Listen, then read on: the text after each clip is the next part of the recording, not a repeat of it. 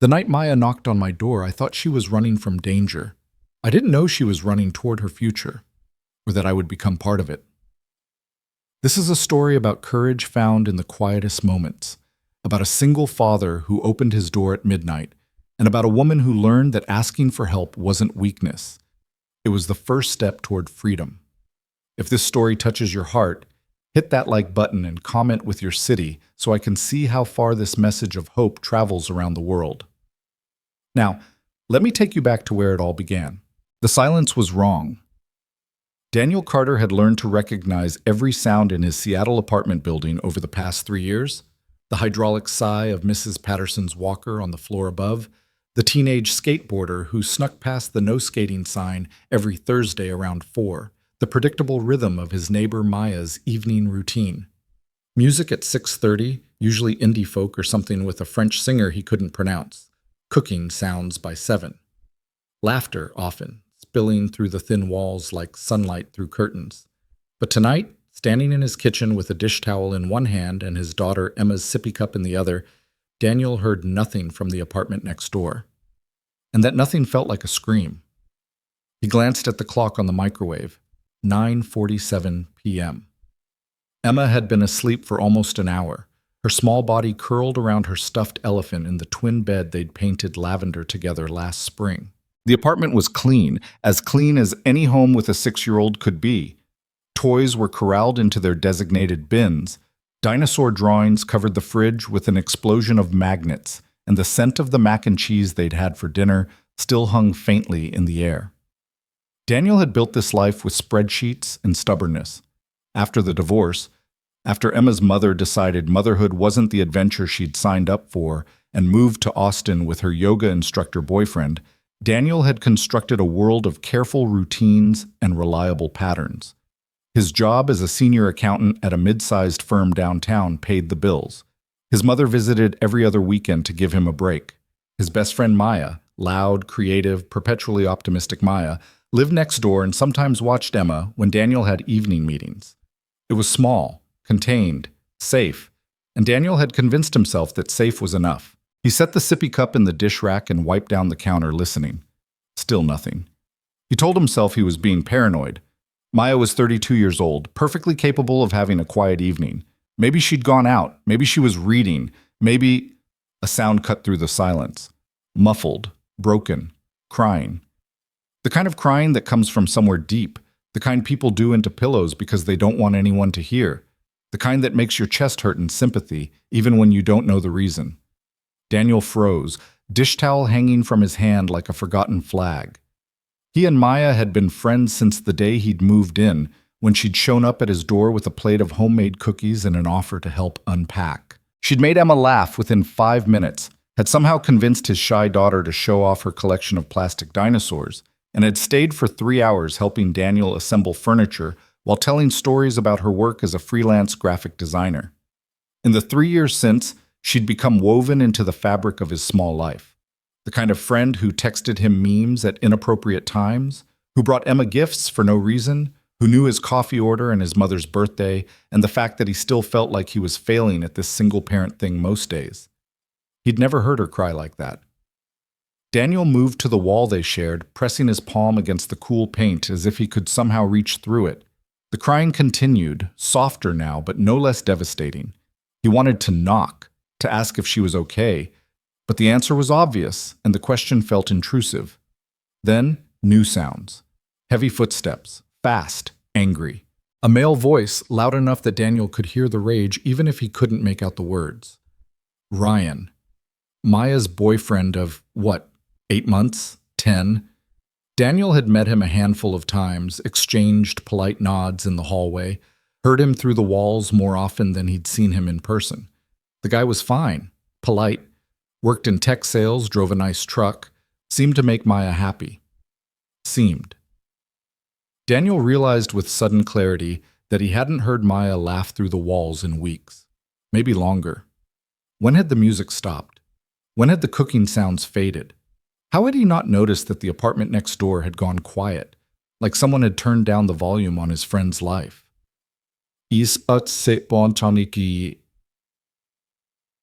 Can't even do this one simple thing, Ryan's voice cut through clearly now, sharp as broken glass. "Do you know how embarrassing it is? Do you even care?" Daniel's jaw clenched. He moved toward his front door, hand on the knob, unsure what he was planning to do, but certain he needed to do something. Then he stopped. Emma. He couldn't leave Emma alone, couldn't go banging on doors and inserting himself into situations that might escalate, might become dangerous. He was a father first. That was the promise he'd made the day Emma's mother left, that his daughter would always, always come first. But Maya. A crash. Something heavy hitting a wall. Not a body. Daniel's mind went there first, racing through horrifying possibilities. But something hard. Plastic, maybe. A phone. The crying stopped. Silence again, but different this time. Charged. Dangerous. More footsteps. Faster now.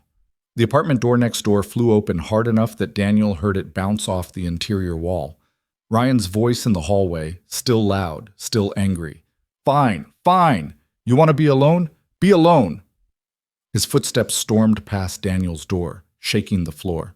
The building's front door slammed seconds later with enough force that Emma stirred in her bedroom.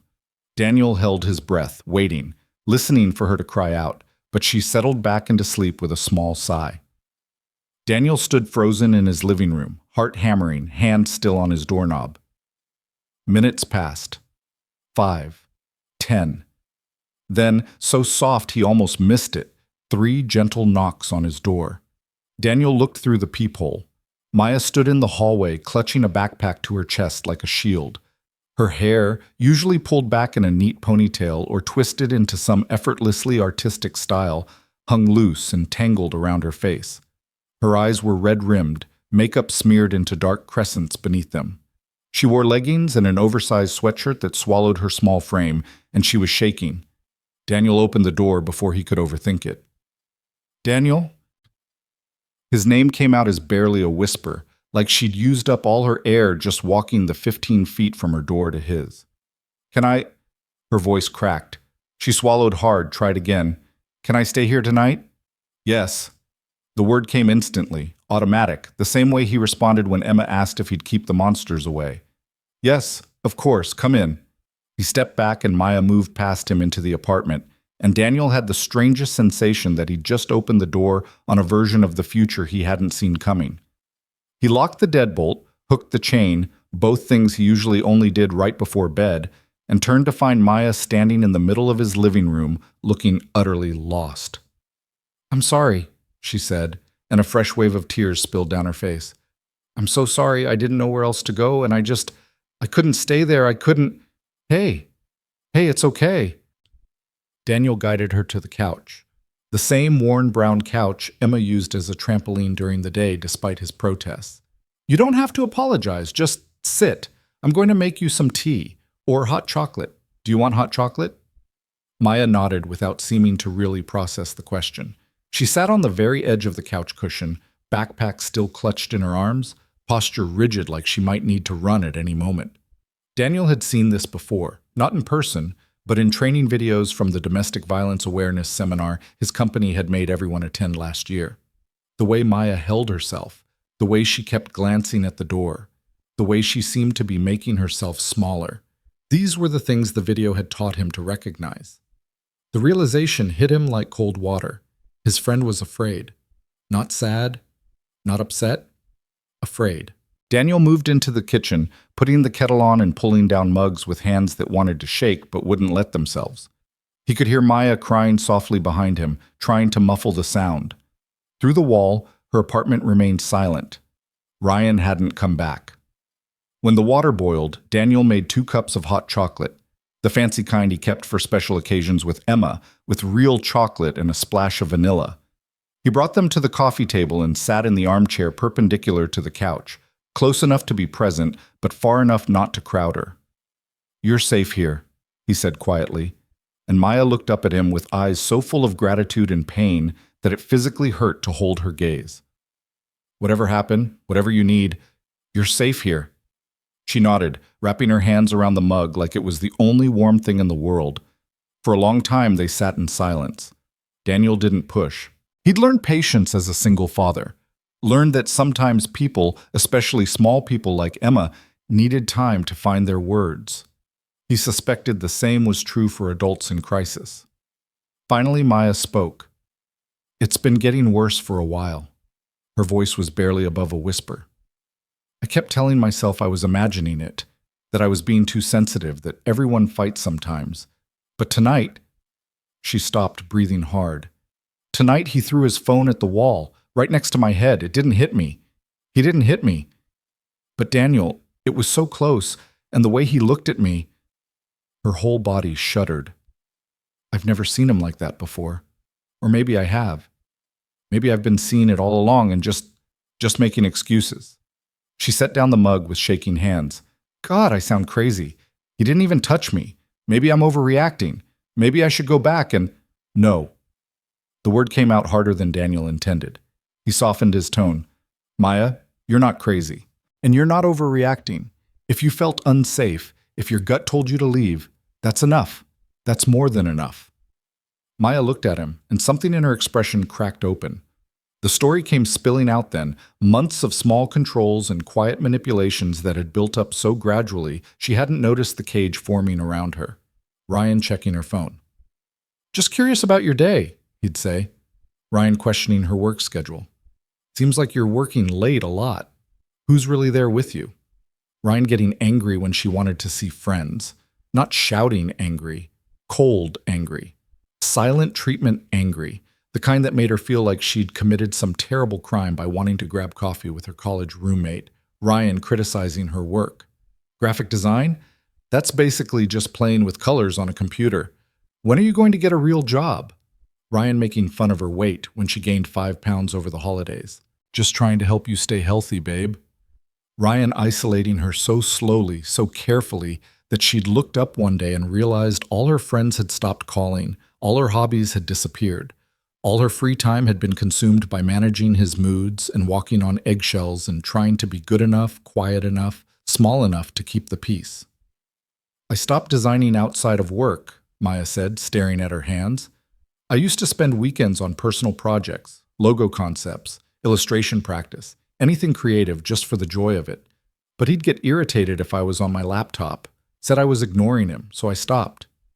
She looked up at Daniel, and her eyes were hollow. "I stopped baking. I used to bake all the time, remember? I brought you and Emma cookies at least once a month, but Ryan said I was getting fat, that I was wasting money on ingredients. So I stopped." Her voice dropped even lower. "I stopped listening to music. My music was too loud, too weird, too distracting. I stopped inviting people over. They were too noisy, too inconsiderate of his need to relax after work. I stopped wearing colors he didn't like. Stopped texting people he didn't approve of, stopped being—" She pressed her palms against her eyes. "I stopped being myself, Daniel. I don't even know when it happened. It was like waking up one day and realizing I'd been erased." Daniel's hands were fists in his lap, knuckles white. He'd been trained as an accountant to stay neutral, to deal in numbers and logic and objective truth. But there was nothing neutral about the rage building in his chest, the protective fury that made him want to march next door, and what? He was a single father with a 6-year-old sleeping down the hall. He couldn't go fight Maya's battles. He couldn't fix this with anger. But he could do what he'd always been good at. He could provide safety, stability, a place to land. "You can stay here as long as you need," Daniel said, and he meant it with every fiber of his being. "Tonight, tomorrow, next week, whatever you need." The couch pulls out into a bed. "It's not fancy, but it's yours." Maya's face crumpled. "Daniel, I can't ask you to—" "You're not asking, I'm offering." He leaned forward, elbows on his knees. "Maya, you've been there for me and Emma since the day I moved in. You watched her when I had that emergency audit last year. You stayed up until 2 a.m. helping me assemble her birthday presents. You've had dinner with us at least twice a week for 3 years. You're not an imposition. You're family." The word hung in the air between them, family. And Daniel realized he'd never said it out loud before, but it was true. Maya was woven into the fabric of his and Emma's life so thoroughly that he couldn't imagine it without her. Maya wiped her eyes with the sleeve of her sweatshirt. "Thank you," she whispered. "Thank you, thank you." "Don't." Daniel stood, grabbing the spare blanket from the hall closet. You don't have to thank me. Just rest. Tomorrow we'll figure out next steps, but tonight, just rest. He pulled out the couch bed, a process Emma found endlessly entertaining during the day, but which now felt heavy with purpose. Maya set her backpack down, the only possession she'd grabbed in her escape, and sat on the edge of the mattress. "Is Emma okay?" she asked suddenly, looking toward the hallway where the bedrooms were. "I didn't wake her up, did I?" Even in crisis, Maya was thinking about his daughter. Daniel felt his throat tighten. "She's fine. Sleeping like a rock. You know how she is. Earthquake wouldn't wake her." He handed Maya the blanket. "But she'll be excited to see you in the morning. Fair warning, she's going to have about 1,000,000 questions about a sleepover on a school night." Maya's smile was small but real.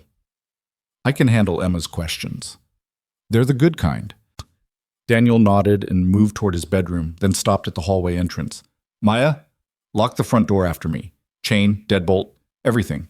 And if you need anything at all, my room is right there." He pointed. "I'm a light sleeper." A lie. He slept like the dead most nights, exhausted from the constant juggling act of single parenthood. But tonight would be different. Tonight, he'd keep one ear open, just in case. "Okay," Maya said softly. "Good night, Daniel." "Good night." He left her there in the glow of the single lamp, a small figure wrapped in a blanket on a pull-out couch, and wondered what the hell happened next. Morning came gray and cold, the kind of Seattle January morning where the sun forgot to rise and the sky stayed the color of wet concrete. Daniel woke to his alarm at 6:15 a.m., habit more than choice, and lay still for a moment trying to remember why his chest felt tight with anxiety. Then it came back. Maya. Next door. Ryan. The phone hitting the wall. Daniel got up quietly and padded down the hallway in his pajama pants and old college t-shirt. The living room was dim, early morning light filtering through the blinds in weak gray streaks. The pull-out bed was made, hospital corners, perfectly smooth, and Maya was sitting at his kitchen table with her hands wrapped around a mug of coffee. She looked up when he entered. "I hope you don't mind. I couldn't sleep and I found your coffee maker." "Mind? You made coffee. You're officially my favorite person." Daniel poured himself a cup and sat across from her. "How long have you been up?" "Since about 4. Maya's hair was pulled back now, face washed clean of yesterday's smudged makeup. She looked younger somehow, and more fragile. "I kept thinking he'd come over, bang on the door. I kept listening for footsteps." "He didn't." "No." She stared into her coffee. "He probably thinks I went to a hotel or something. I haven't told him about you, not really. He knew I had a neighbor with a kid, but I stopped mentioning you after he got weird about it." "Weird how?"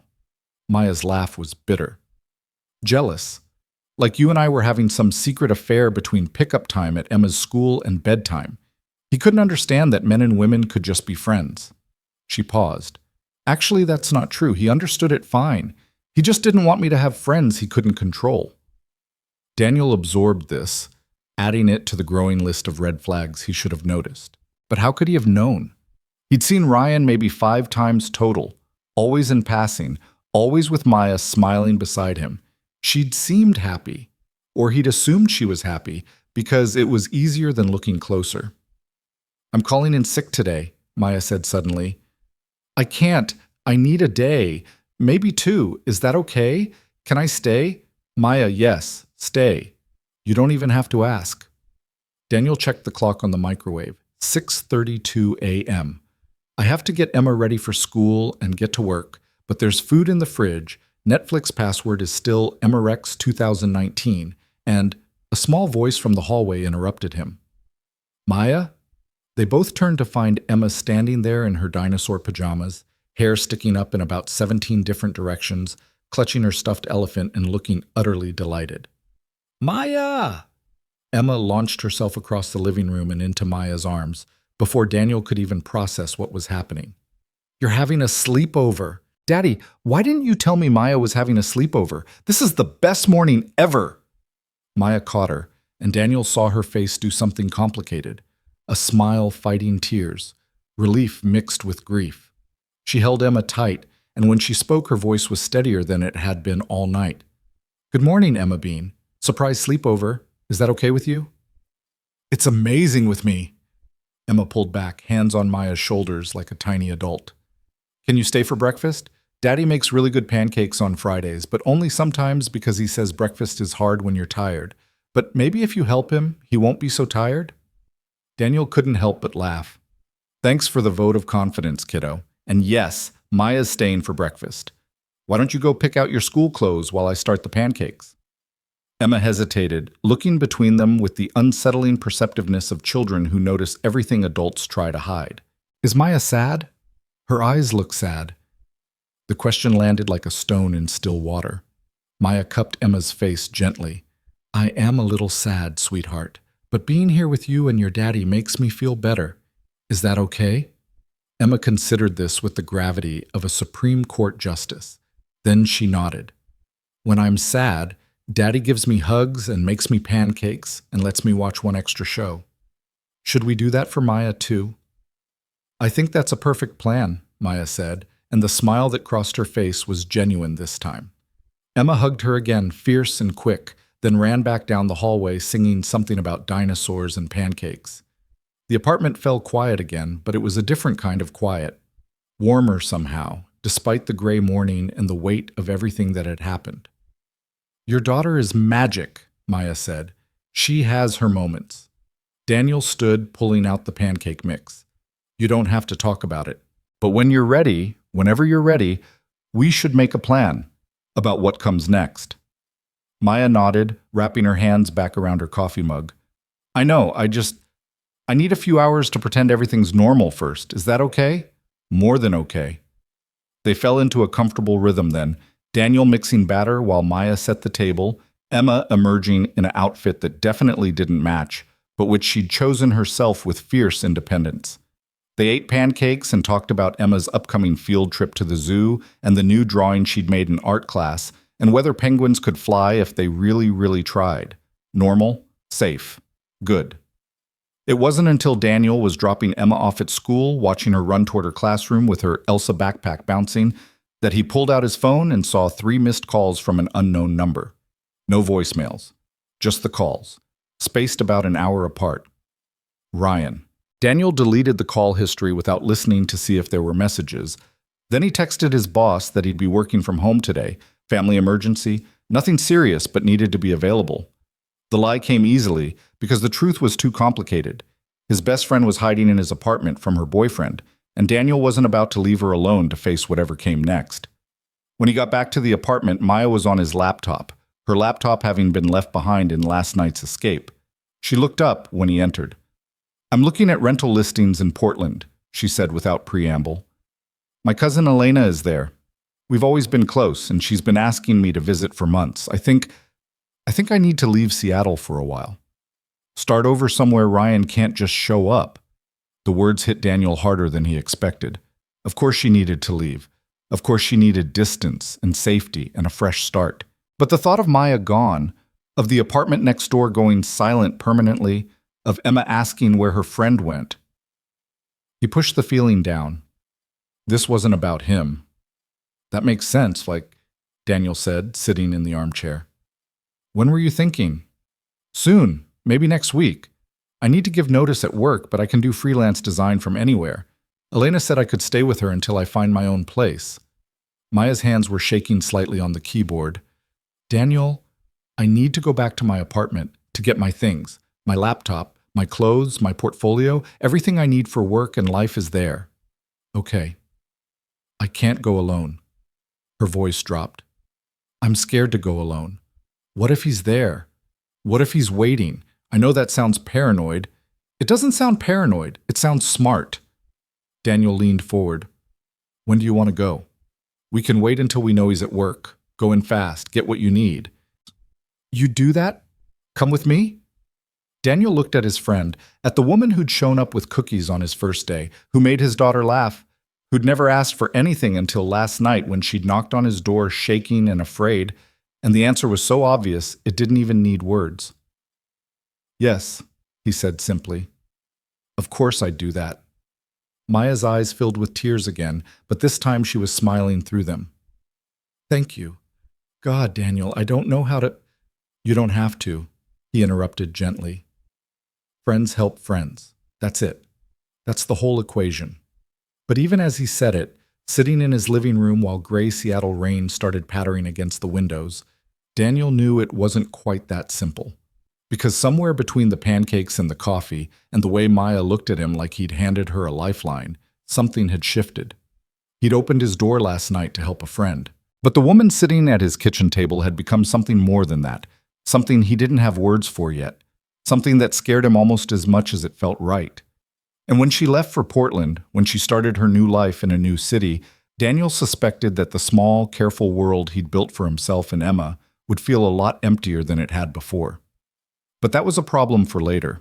Right now, Maya needed him to be strong, steady, present, all the things single parenthood had taught him to be. So that's exactly what he'd be. The rain picked up outside, drumming harder against the glass, and Daniel made more coffee while Maya continued scrolling through rental listings. And somewhere next door, Ryan's apartment stayed silent, and the day stretched out ahead of them, full of uncertainty and plans, and the terrifying, necessary work of helping someone piece their life back together. The days that followed took on a strange rhythm, like living in two worlds at once.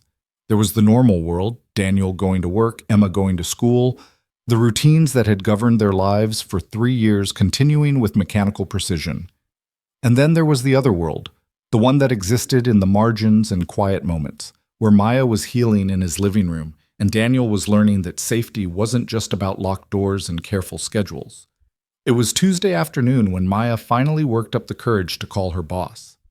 Daniel had taken a late lunch, sitting at his home office desk with spreadsheets open on one monitor, while Maya paced his living room with her phone pressed to her ear. He could only hear one side of the conversation, but he could fill in the gaps. I know it's sudden, Jennifer. I'm so sorry. Maya's voice was steady, professional. She'd practiced this speech 3 times that morning. A family situation. Yes, in Portland, my cousin. I need to relocate as soon as possible. A pause. Daniel pretended to focus on his quarterly reports. 2 weeks' notice? Absolutely. But I'm wondering if I could work remotely for most of that. I have everything I need on my laptop, and I can be available for video calls, client meetings, whatever you need. Another pause, longer this time. Yes, I understand. Thank you, Jennifer. I really appreciate your understanding. Maya ended the call and stood frozen in the middle of the living room, phone still in her hand. She said yes, she told Daniel, and her voice cracked on the words. She said, take the time I need, work remote, and if the Portland thing doesn't work out, there might be freelance opportunities down the line. She was so kind, Daniel. She didn't ask questions, she was kind. People can surprise you, Daniel said, saving his spreadsheet and turning to face her. The good ones, anyway. Maya sat on the couch, the same pull-out bed she'd been sleeping on for 3 nights now. She'd insisted on making it up every morning, folding the blankets with military precision, turning it back into a couch like she was trying to minimize her presence in their space. Emma had protested every time. But Maya, it's more fun when it's a bed. But Maya had been firm. I talked to Elena this morning too, Maya said. She's excited. She's already looking at apartments near her place, sending me listings. There's a 2-bedroom about 5 blocks from her that allows pets. You don't have a pet. I know, but maybe I'll get one. A cat, maybe. Something that's just mine, you know? Something that won't judge me or tell me I'm doing it wrong. She laughed, but it was hollow. God, listen to me. I'm planning my post-breakup life like it's a Pinterest board. Fresh start, new city, get a cat, become a whole person again. Like it's that simple. Daniel closed his laptop and moved to the armchair across from her. It doesn't have to be simple to be real. You're allowed to want those things. You're allowed to plan for a life that makes you happy. Am I, though? Maya looked up, and her eyes were red again. She'd been crying on and off all day, sudden waves that hit without warning. Because I keep thinking about all the things Ryan said, about how I'm too sensitive, how I overreact, how I make everything harder than it needs to be. What if he's right? What if I'm running away from a relationship I could have fixed if I'd just tried harder? Maya, no, seriously. She leaned forward, elbows on her knees. We never even went to couples counseling.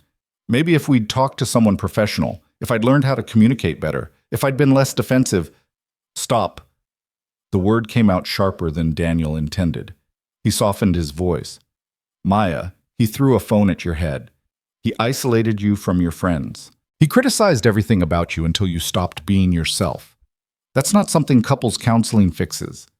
That's not your communication problem. That's his control problem. Maya wrapped her arms around herself. I know that. But knowing it and feeling it are different things. Part of me keeps waiting for him to call, to apologize, to tell me he'll change. And the really messed up part? I think I'd want to believe him. The confession hung in the air between them, raw and honest. Daniel recognized it from his own divorce, that terrible pull toward the familiar, even when the familiar had hurt you. Emma's mother had called 6 months after leaving, drunk and crying, saying she'd made a mistake. Daniel had wanted so badly to believe her, to let her come back, to piece together the family he'd imagined they'd be. It had taken every ounce of strength to say no, to protect Emma from the cycle of leaving and returning that would have destroyed them both eventually. That's normal, Daniel said quietly. Wanting to believe someone can change. But Maya, change takes time and work and professional help, and it starts with the person acknowledging they have a problem. Has Ryan ever once said he was wrong? Has he ever apologized without adding a but that made it your fault? Maya was quiet for a long moment. Then she shook her head. No, it was always, I'm sorry you felt that way, or I'm sorry you took it wrong, or I'm sorry but you made me so angry. Never just, I'm sorry. Exactly. How did you know? Maya asked suddenly. After your divorce. How did you know you were making the right choice? How did you know you weren't just running away? Daniel thought about that morning 3 years ago, Emma crying in her car seat while her mother's voicemail played on his phone for the 5th time. How he'd sat in that parking lot outside a grocery store and made the hardest decision of his life. To stop answering, to stop hoping, to choose stability over the chaos of someone who couldn't decide if she wanted to be a mother. I looked at Emma, he said finally, and I realized that protecting her was more important than my desire to fix something that was already broken. I couldn't control whether her mother got her life together. I could only control whether I kept putting Emma in the path of that instability. So I chose Emma. And it was the right choice, even though it hurt like hell. But I don't have an Emma, Maya whispered. I don't have someone I need to protect. It's just me. Then protect yourself. Daniel leaned forward. Protect the Maya who makes art and bakes cookies and listens to weird French music. Protect the version of yourself that Ryan took away piece by piece. She's worth protecting, Maya. You're worth protecting. Tears spilled down Maya's face, and this time she didn't try to hide them. Daniel grabbed the tissue box from the side table and handed it to her, then sat back and let her cry. He'd learned with Emma that sometimes people just needed to feel their feelings without someone trying to fix them or make them stop. They sat like that until Maya's tears slowed, until the afternoon light coming through the windows shifted from gray to the deeper gray of approaching evening. Finally, Maya wiped her face and took a shaky breath. I need to get my stuff from the apartment, she said. This weekend. Saturday morning. Ryan has a standing golf game with his work buddies every Saturday at 8 a.m. He's never missed it, even in winter. If we go around 9, the apartment will be empty. Okay, Daniel said simply. Saturday at 9. I'll see if my mom can watch Emma. Daniel, I can't ask you to give up your Saturday. You're not asking, I'm volunteering. He stood, stretching muscles that had gone stiff from sitting. We'll make a plan. Get in, get your essentials, get out. 30 minutes tops. We'll bring boxes, make a list tonight of exactly what you need so we're not wasting time. Maya looked up at him with an expression he couldn't quite read. Why are you doing this, really? You have your own life, your own responsibilities. I'm just your neighbor. You don't owe me anything. The question caught Daniel off guard. He could have given her the easy answer, that they were friends, that it was the right thing to do. But standing there in his living room with the weight of the past few days settling around them, he found himself telling the truth. When Emma's mother left, he said slowly, I felt like I was drowning. I had a 6-month-old baby, a job I couldn't afford to lose, and no idea how to do any of it alone. My mom helped, but she lives an hour away and has her own health issues.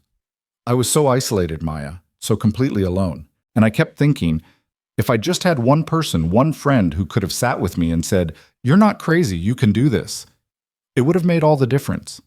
He met her eyes. You've been that person for me and Emma these past 3 years. You've made us feel less alone.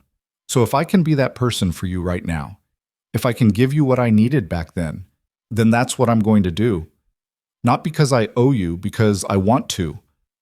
Maya stood, and before Daniel could process what was happening, she crossed the space between them and wrapped her arms around him in a tight hug. He froze for half a second. Physical affection beyond Emma's enthusiastic tackles wasn't something he'd experienced in years, then slowly brought his arms up to return the embrace. She smelled like his laundry detergent and the vanilla coffee creamer she'd been using all week, familiar and strange at the same time. Her shoulders shook slightly, and Daniel realized she was crying again, but quietly this time, the kind of tears that came from relief instead of pain. "Thank you," she whispered against his shoulder. "Thank you for seeing me." They stood like that for a moment longer, then Maya pulled back, wiping her eyes and laughing self-consciously. "Sorry, I'm a mess. I'm getting tears all over your shirt." "It's an old shirt. Emma's wiped worse things on it." Daniel smiled, trying to lighten the moment. "Speaking of Emma, she'll be home from school in about 20 minutes, and I promised her we'd make cookies today. You up for being sous chef?" "Always," Maya said. And the smile that crossed her face was the most genuine one he'd seen since that first night. The rest of the week passed in a blur of carefully constructed normalcy.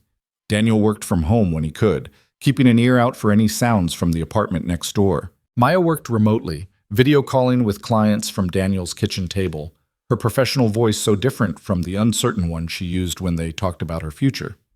Emma came home from school each day delighted to find Maya there, and the three of them fell into an easy routine: homework at the kitchen table, dinner together, board games or coloring while Daniel cleaned up. On Thursday evening, Daniel's mother called to check in on Emma. He stepped into his bedroom to take the call, leaving Maya and Emma building an elaborate dinosaur habitat out of couch cushions in the living room. "How's my grandbaby?" his mother asked, and Daniel could picture her in her small house in Everett, probably sitting in her favorite chair with a cup of tea. "She's good, Mom, really good. Actually, I need to ask you a favor. Can you watch her on Saturday morning, just for a few hours?" "Of course, sweetheart. What's the occasion? Hot date?" His mother's tone was teasing but hopeful. She'd been trying to set him up with various women from her church for 2 years now. "Not exactly." Daniel lowered his voice, even though the door was closed.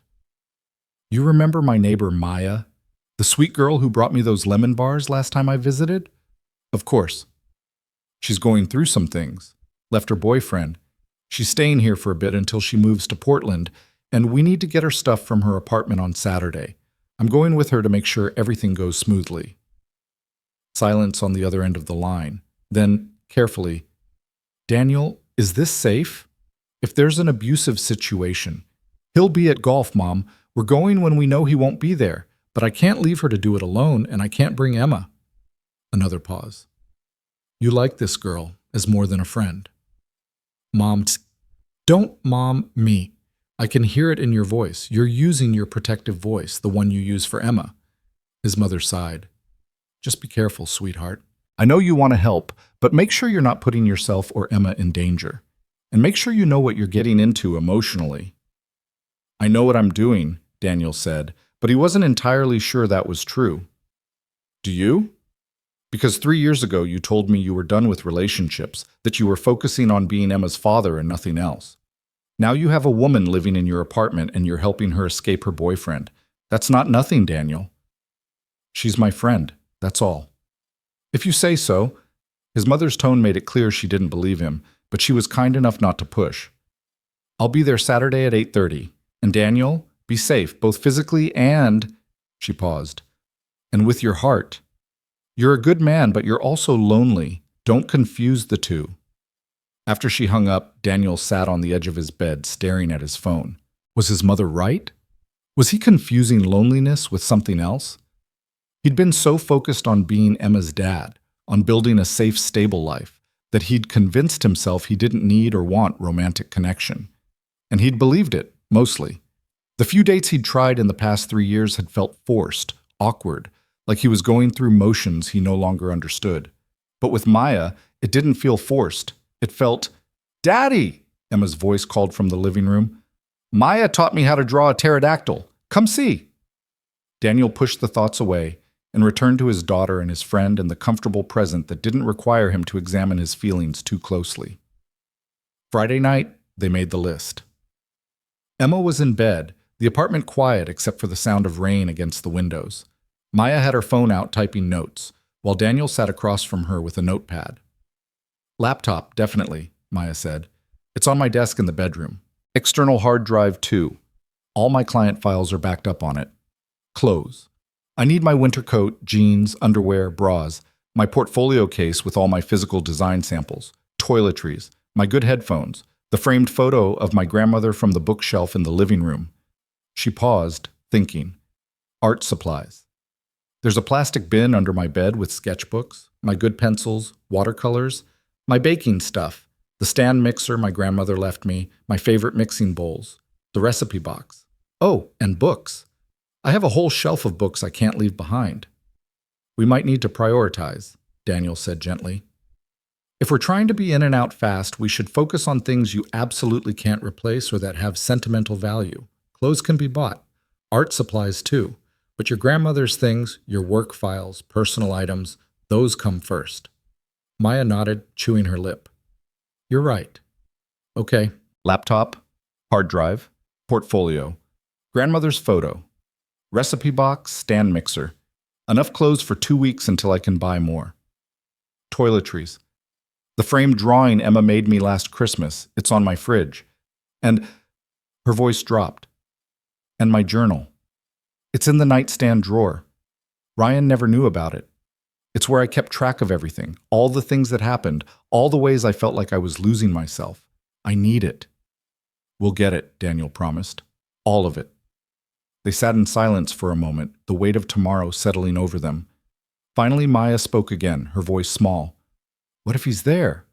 What if he skipped golf or came back early? What if he gets angry?" "Then we leave," Daniel said firmly.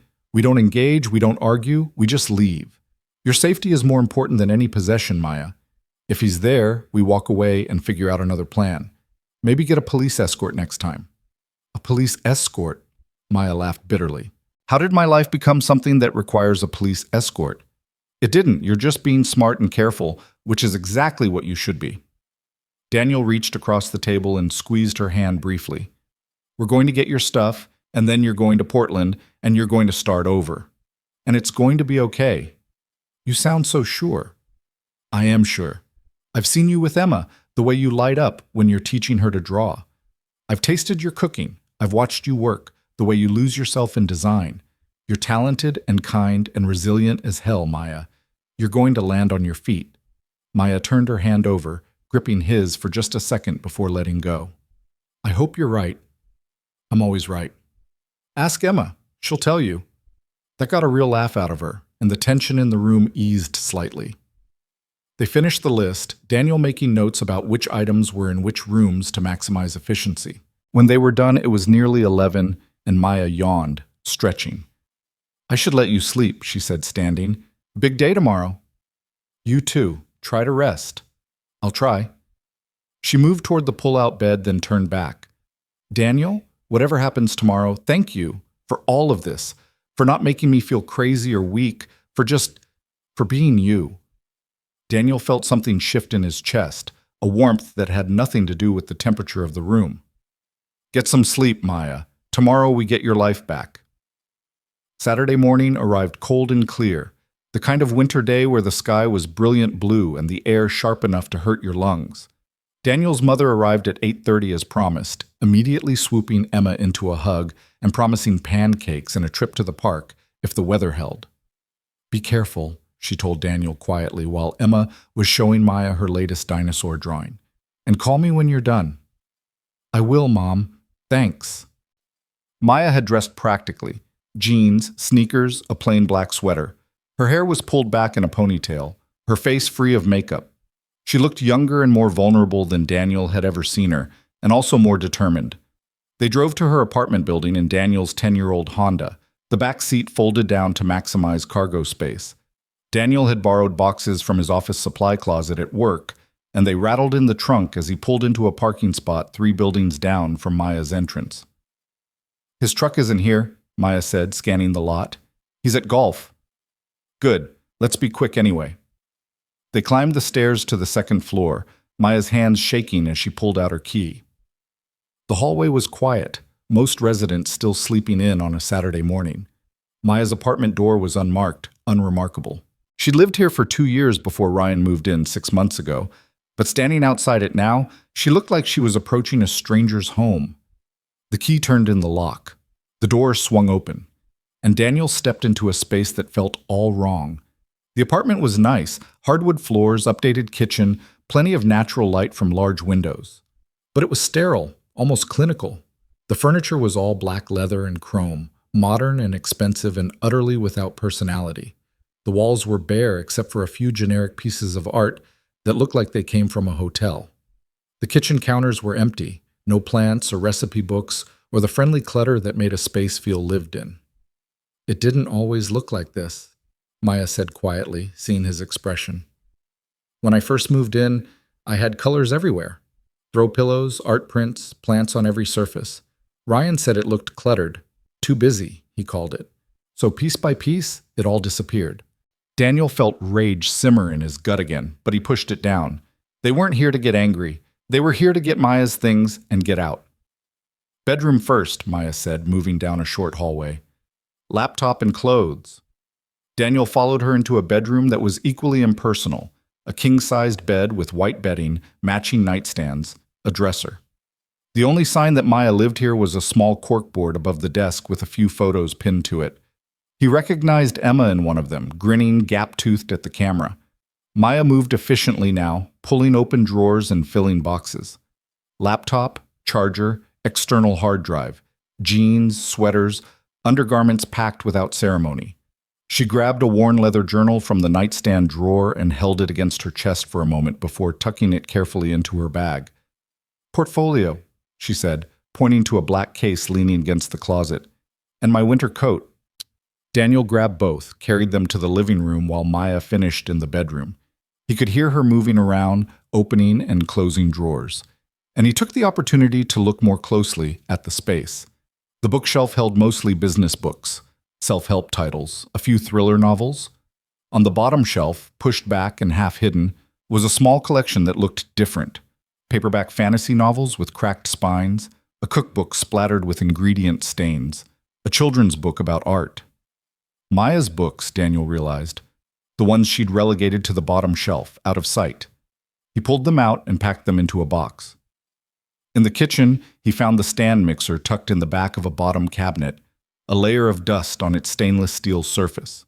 The recipe box was harder to locate, finally discovered in a drawer full of takeout menus and rubber bands, like it had been relegated to the junk drawer of Maya's life. Daniel packed them both carefully. "Almost done," Maya called from the bedroom. "Just need to grab the art supplies and my grandmother's photo." That's when they heard it. A truck door slamming in the parking lot, heavy footsteps on the stairs. Maya appeared in the bedroom doorway, face pale. "Daniel!" The apartment door flew open. Ryan stood in the doorway, and for a moment nobody moved. He was exactly as Daniel remembered from their brief encounters, tall, athletic build, the kind of generically handsome that came from gym memberships and expensive haircuts. But his face was red, his eyes bloodshot, and he reeked of alcohol even from across the room. "What the fuck is this?" Ryan's voice was low, dangerous. "What the fuck are you doing in my apartment?" "It's my apartment," Maya said, but her voice shook. "My name is on the lease. I'm getting my things." "Your things?" Ryan laughed, harsh and bitter. "Your things? I pay for this place. I pay for everything. You think you can just sneak in here with—" His eyes landed on Daniel. "With him? With your fucking neighbor? Is this who you've been running to? Is this who you've been fucking behind my back?" "Ryan, stop." Maya stepped forward, hands raised. "This isn't— Daniel's just a friend. He's helping me pack. We're not— Don't lie to me." Ryan moved into the apartment and Daniel instinctively stepped between him and Maya. I knew it. I fucking knew something was going on. All those times you were at work or running errands. You were with him, weren't you? No, Daniel said firmly. Maya and I are friends, that's all. And right now, we're leaving. You're not going anywhere. Ryan's fists clenched at his sides. You come into my home, you steal my girlfriend, I'm not your girlfriend anymore. Maya's voice came out stronger now, backed by weeks of suppressed anger. I haven't been your girlfriend since you decided I was your property instead of your partner. I'm done, Ryan. Done with the control, done with the criticism, done with making myself smaller so you can feel bigger. Ryan's face contorted. You ungrateful. Do you know what I've done for you, the opportunities I've given you? You'd be nothing without me, Maya, nothing. Just another failed artist working retail and pretending you're creative. The words hit their mark. Daniel saw Maya flinch, but she didn't back down. I'd rather be a failed artist than whatever I became trying to make you happy, she said quietly. I'd rather be nothing than be this. For a second, Daniel thought Ryan might actually swing at her. The rage in his eyes was palpable, his whole body tensed for violence. Daniel positioned himself more firmly between them, calculating whether he could actually take this guy in a fight, if it came to that. It had been years since Daniel had thrown a punch, not since college, and even then it had been a drunken scuffle he barely remembered. But he'd do it now if he had to. He'd do whatever it took to protect Maya. But Ryan didn't swing. Instead, he did something worse. He laughed. You know what? Fine. Take your shit. Run off to Portland with your pathetic little life. But you're going to come crawling back, Maya, because you can't survive without someone taking care of you. You're too weak, too emotional, too fucking needy. And when you realize that, when you're alone and broke and realize what a mistake you made, don't come looking for me. I won't be here. He turned and walked out, slamming the door so hard a picture frame fell off the wall and shattered. The silence that followed was deafening. Maya stood frozen, tears streaming down her face. Daniel wanted to go after Ryan, to tell him exactly what kind of pathetic excuse for a man he was, but Maya needed him more. Hey, Daniel said softly, turning to her. Hey, you're okay. He's gone. You're safe. Maya collapsed against him, sobbing into his chest, her whole body shaking. Daniel wrapped his arms around her and held on, one hand stroking her hair while she cried. I hate him, she gasped between sobs. I hate him, and I hate that he can still make me feel like this, like I'm worthless, You're not worthless. You're the furthest thing from worthless. Daniel pulled back just enough to look at her face. He's wrong about you, Maya, about all of it. You're strong and talented and brave, and leaving him proves it. I don't feel brave. Brave people are always scared. That's what makes them brave. Maya laughed through her tears, a wet, broken sound. Did you get that from a fortune cookie? Emma's cartoon last week, actually, but it's true. Daniel squeezed her shoulders gently. Come on, let's finish packing and get out of here before he changes his mind and comes back. They moved quickly after that, throwing the rest of Maya's essential items into boxes with less care for organization and more urgency to leave. The framed photo of her grandmother, the art supplies from under the bed, every personal item they could find that proved Maya had existed in this space before Ryan tried to erase her. 20 minutes later, they carried the last box down to Daniel's car. The apartment was emptier now, missing the small pieces that had been Maya's. It looked even more sterile than before, a showroom instead of a home. Maya stood in the doorway for a moment, looking back. I should feel something, she said quietly. Sadness, maybe. Or relief. But I just feel empty. That's shock, Daniel told her. The feelings will come later. Right now, you just need to be okay with being empty for a little while. Maya nodded, pulled her key off her keyring, and set it on the kitchen counter. I'll mail the lease termination letter Monday. He can have the place. I don't want anything else from here. They walked down the stairs together, loaded the final box into Daniel's car, and drove away from that building and that life, and the person Maya had been when she was trying to be small enough to fit into someone else's expectations. Neither of them looked back.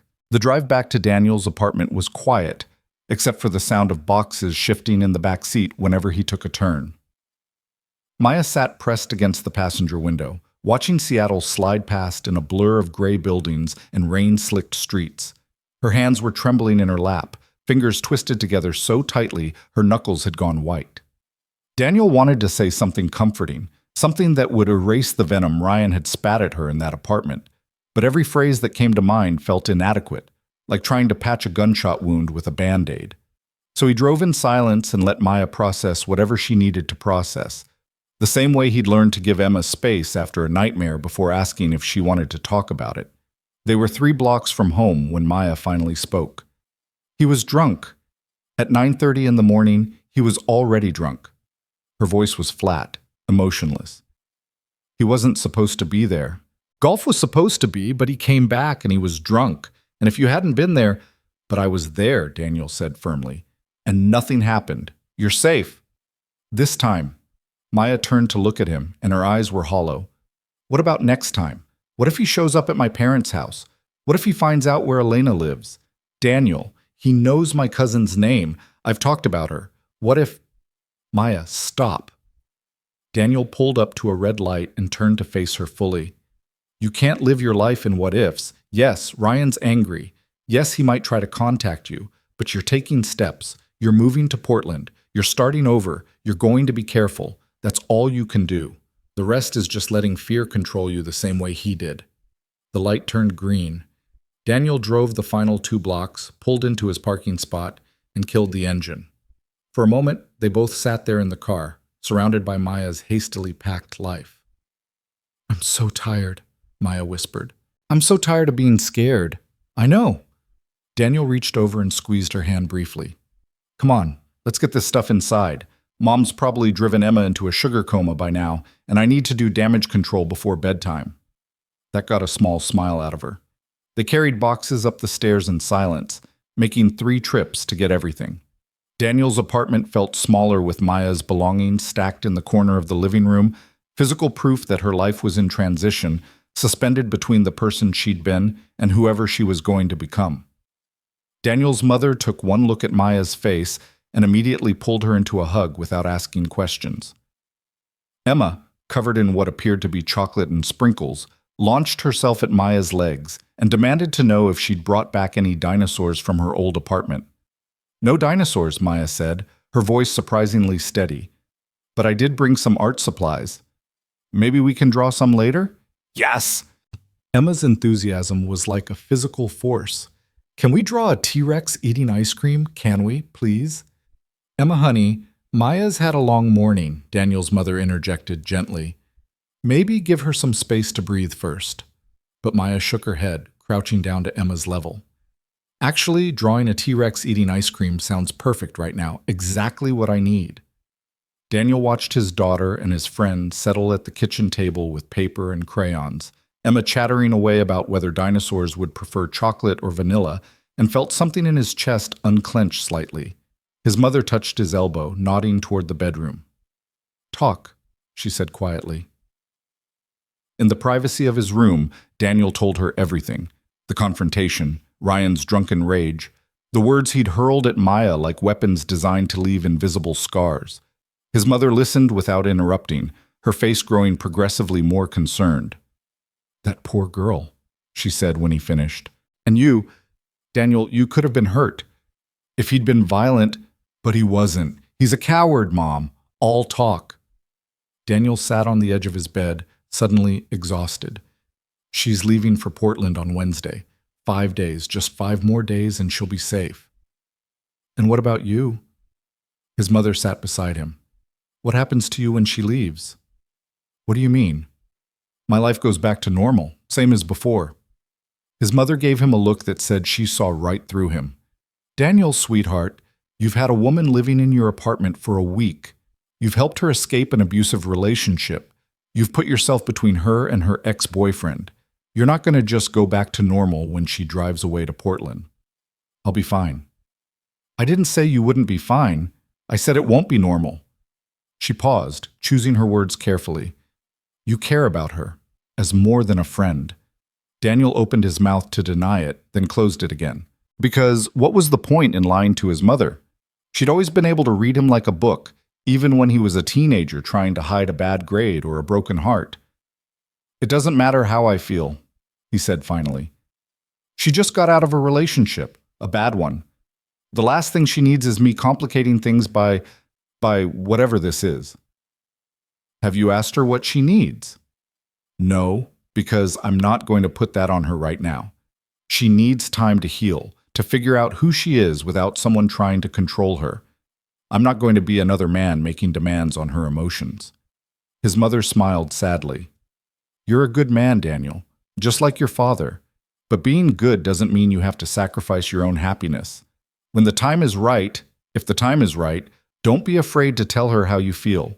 Sometimes people need to know they're wanted for the right reasons, not just the wrong ones. She stood, smoothing her pants. I should get going. Leave you all to your Saturday. Call me if you need anything. And Daniel, lock your doors, keep your phone close. That man showed up drunk and angry once. He might do it again. After his mother left, Daniel found Maya and Emma still at the kitchen table, now surrounded by drawings of dinosaurs in various states of eating ice cream. Emma was explaining in elaborate detail why a stegosaurus would need a very big cone because of its very big tail, and Maya was nodding along with complete seriousness. Daddy! Emma spotted him and waved a purple crayon. Look! Maya made this one and it's so good! Daniel examined the drawing, a surprisingly detailed T-Rex attempting to eat a triple scoop cone with its tiny arms, frustration evident in its cartoonish expression. Despite everything, he laughed. That's incredible. Frame-worthy, even.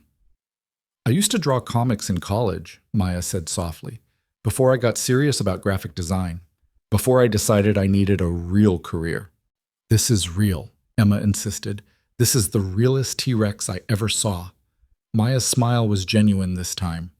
Thank you, Emma Bean. That means a lot. They ordered pizza for dinner, Emma's request, and Daniel was too tired to argue. They ate on the living room floor while watching a movie about talking animals that Emma had seen at least 15 times. Maya laughed at the jokes, helped Emma act out scenes, seemed almost normal except for the way her eyes would occasionally go distant, like she was seeing something the rest of them couldn't. After Emma went to bed, Daniel and Maya sat in the living room with the TV muted, exhaustion settling over them like a heavy blanket. I called Elena, Maya said. Told her I'd be there Wednesday. She's excited, already planning which coffee shops to take me to, which neighborhoods to explore. She wants to help me find a job, find an apartment, find a life. That's good. That's really good. Yeah. Maya pulled her knees up to her chest. I keep waiting for it to feel real. Like I'm watching someone else's life instead of living my own. Does that make sense? Perfect sense. After my divorce, I felt like that for months, just going through the motions, waiting to feel like myself again. Daniel shifted in his chair. But eventually you do. Feel like yourself, I mean. It just takes time. How much time? Depends on the person. For me, it was about 6 months before I could get through a whole day without thinking about Emma's mother. A year before I stopped being angry. Longer before I really felt like I'd built something new, instead of just surviving in the ruins of something old. Maya was quiet for a long moment. Daniel, can I ask you something? And will you be honest with me? Always. Do you think I'm weak? For staying with Ryan as long as I did? For not seeing what was happening until it got so bad? The question landed heavy between them. Daniel took his time answering, wanting to get it right. I think you're human, he said finally. I think you loved someone and wanted to believe the best in him, and there's nothing weak about that. Weakness would be knowing what he was and staying anyway. But you didn't know, Maya. He hid it well, built it up slowly, made you think you were the problem. That's not your weakness. That's his manipulation. But I should have... No. Daniel leaned forward. No should-haves. You did the best you could with the information you had at the time, and when you finally saw it clearly, you left. You knocked on my door at midnight with nothing but a backpack and you asked for help. That took more courage than most people have. Tears slipped down Maya's face, but she was smiling through them. Thank you for saying that, for believing it even when I don't. I'll believe it for both of us until you can believe it yourself. They sat together until Maya's eyes started to droop, until the pull-out couch called to her with the promise of sleep and temporary escape from the weight of everything. Daniel set it up for her one last time, just 5 more nights, he reminded himself, and said goodnight. In his own bed, staring at the ceiling in the dark, Daniel thought about what his mother had said. About caring for Maya as more than a friend. About not sacrificing his own happiness. About the possibility of someday, maybe, if the timing was ever right. But the timing wasn't right now. And maybe it never would be. Maya needed space to heal, to find herself again. And Daniel needed to be okay with being her friend, with being the safe place she landed, even if she eventually flew away to build her life somewhere else with someone else. He could do that. He'd done harder things. The lie sat bitter in his throat, but he swallowed it anyway and tried to sleep. Sunday passed in a blur of normalcy that felt surreal after Saturday's confrontation. Emma had a playdate with a friend from school, giving Daniel and Maya a few hours of quiet. They spent it sorting through Maya's boxes, organizing what she'd take to Portland and what could be stored in Daniel's closet until she found a permanent place. "I can't believe this is my whole life," Maya said, looking at the modest pile. 3 boxes of clothes, 1 box of kitchen stuff, art supplies, laptop. This is what's left after 2 years in that apartment. "It's not what you have, it's what you do with it," Daniel offered, immediately cringing at how much he sounded like a greeting card. But Maya smiled. "Emma's rubbing off on you. That's exactly the kind of thing she'd say. She's wise beyond her years. Terrifying, actually." They fell into an easy rhythm, Maya folding clothes while Daniel assembled a second-hand suitcase he'd ordered online for her trip. Outside, rain pattered against the windows, the quintessential Seattle soundtrack. The apartment felt cozy, insulated, safe. "I'm going to miss this," Maya said quietly. "Not just the apartment, but this. You and Emma. Weekend mornings with pancakes and dinosaur drawings. Feeling like I'm part of something instead of just existing adjacent to it." Daniel's hand stilled on the suitcase zipper. "You'll have that in Portland. Elena, new friends, a whole community once you settle in." "I know, but it won't be this." Maya looked up and her expression was complicated. "Daniel, I need to tell you something, and I need you to just listen, okay? Don't interrupt. Don't try to fix it. Just let me say it." Dread pooled in Daniel's stomach, but he nodded. "Okay." Maya set down the shirt she'd been folding and faced him fully. "When I knocked on your door last Friday night, I was at the lowest point of my life. I felt erased, invisible, like I'd disappeared into someone else's idea of who I should be. And you saw me. Not who Ryan said I was, not who I'd been trying to be. Just me." She took a shaky breath. "These past few days, being here with you and Emma, I've felt more like myself than I have in months, maybe years. You make me feel safe in a way I didn't even know I needed. And that's confusing, Daniel, because I don't know if what I'm feeling is gratitude or relief or something else entirely. And I don't want to mistake one for the other." Daniel's heart hammered in his chest, but he kept his promise and stayed silent. "I'm not ready," Maya continued, and the words felt like both a relief and a loss.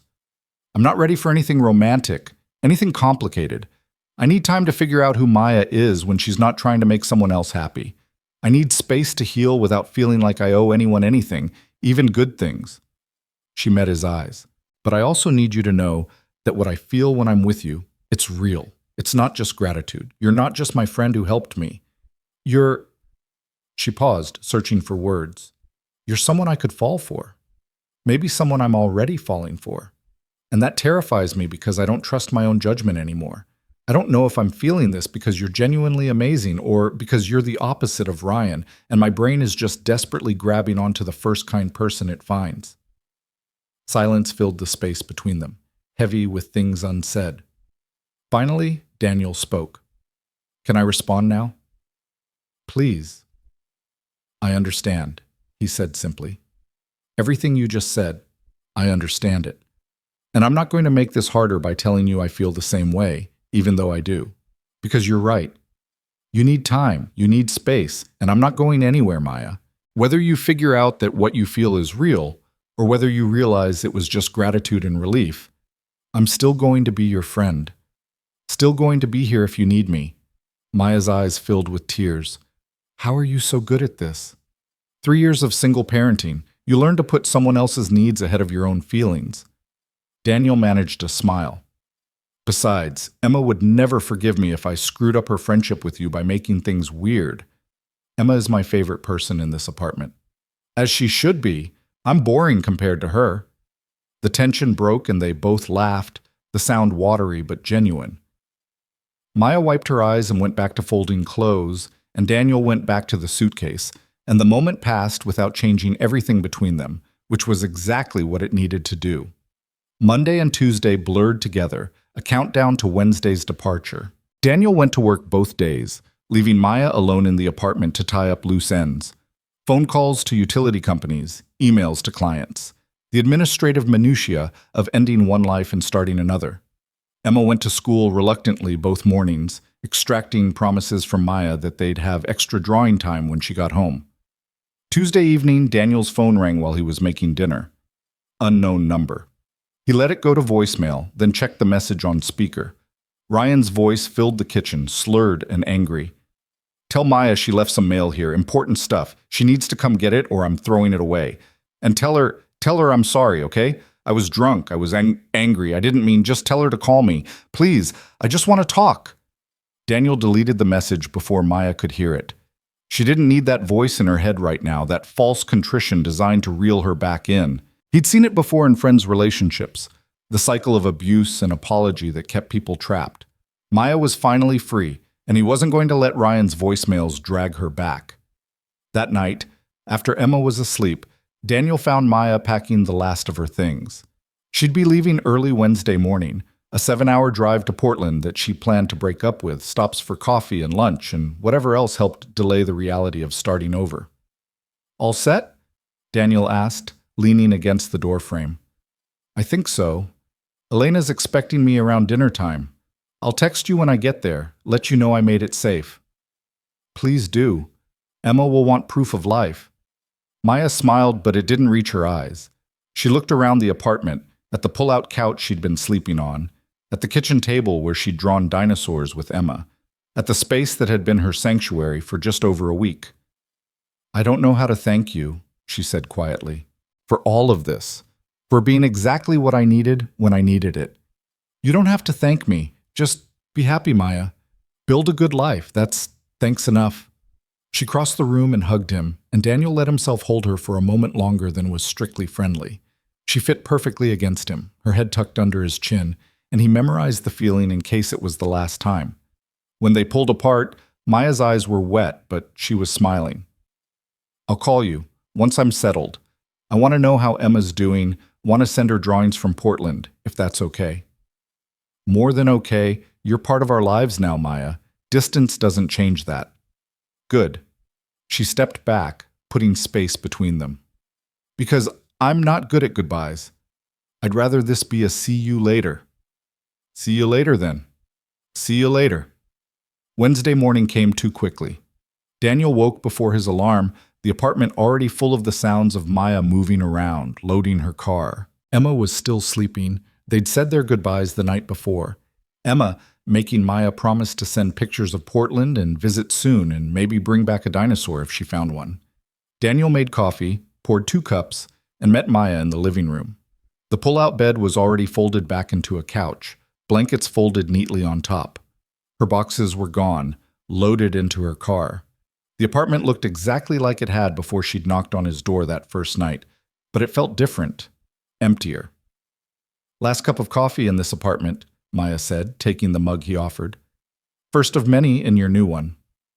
They stood in the kitchen drinking coffee in comfortable silence, watching the early morning light creep through the windows.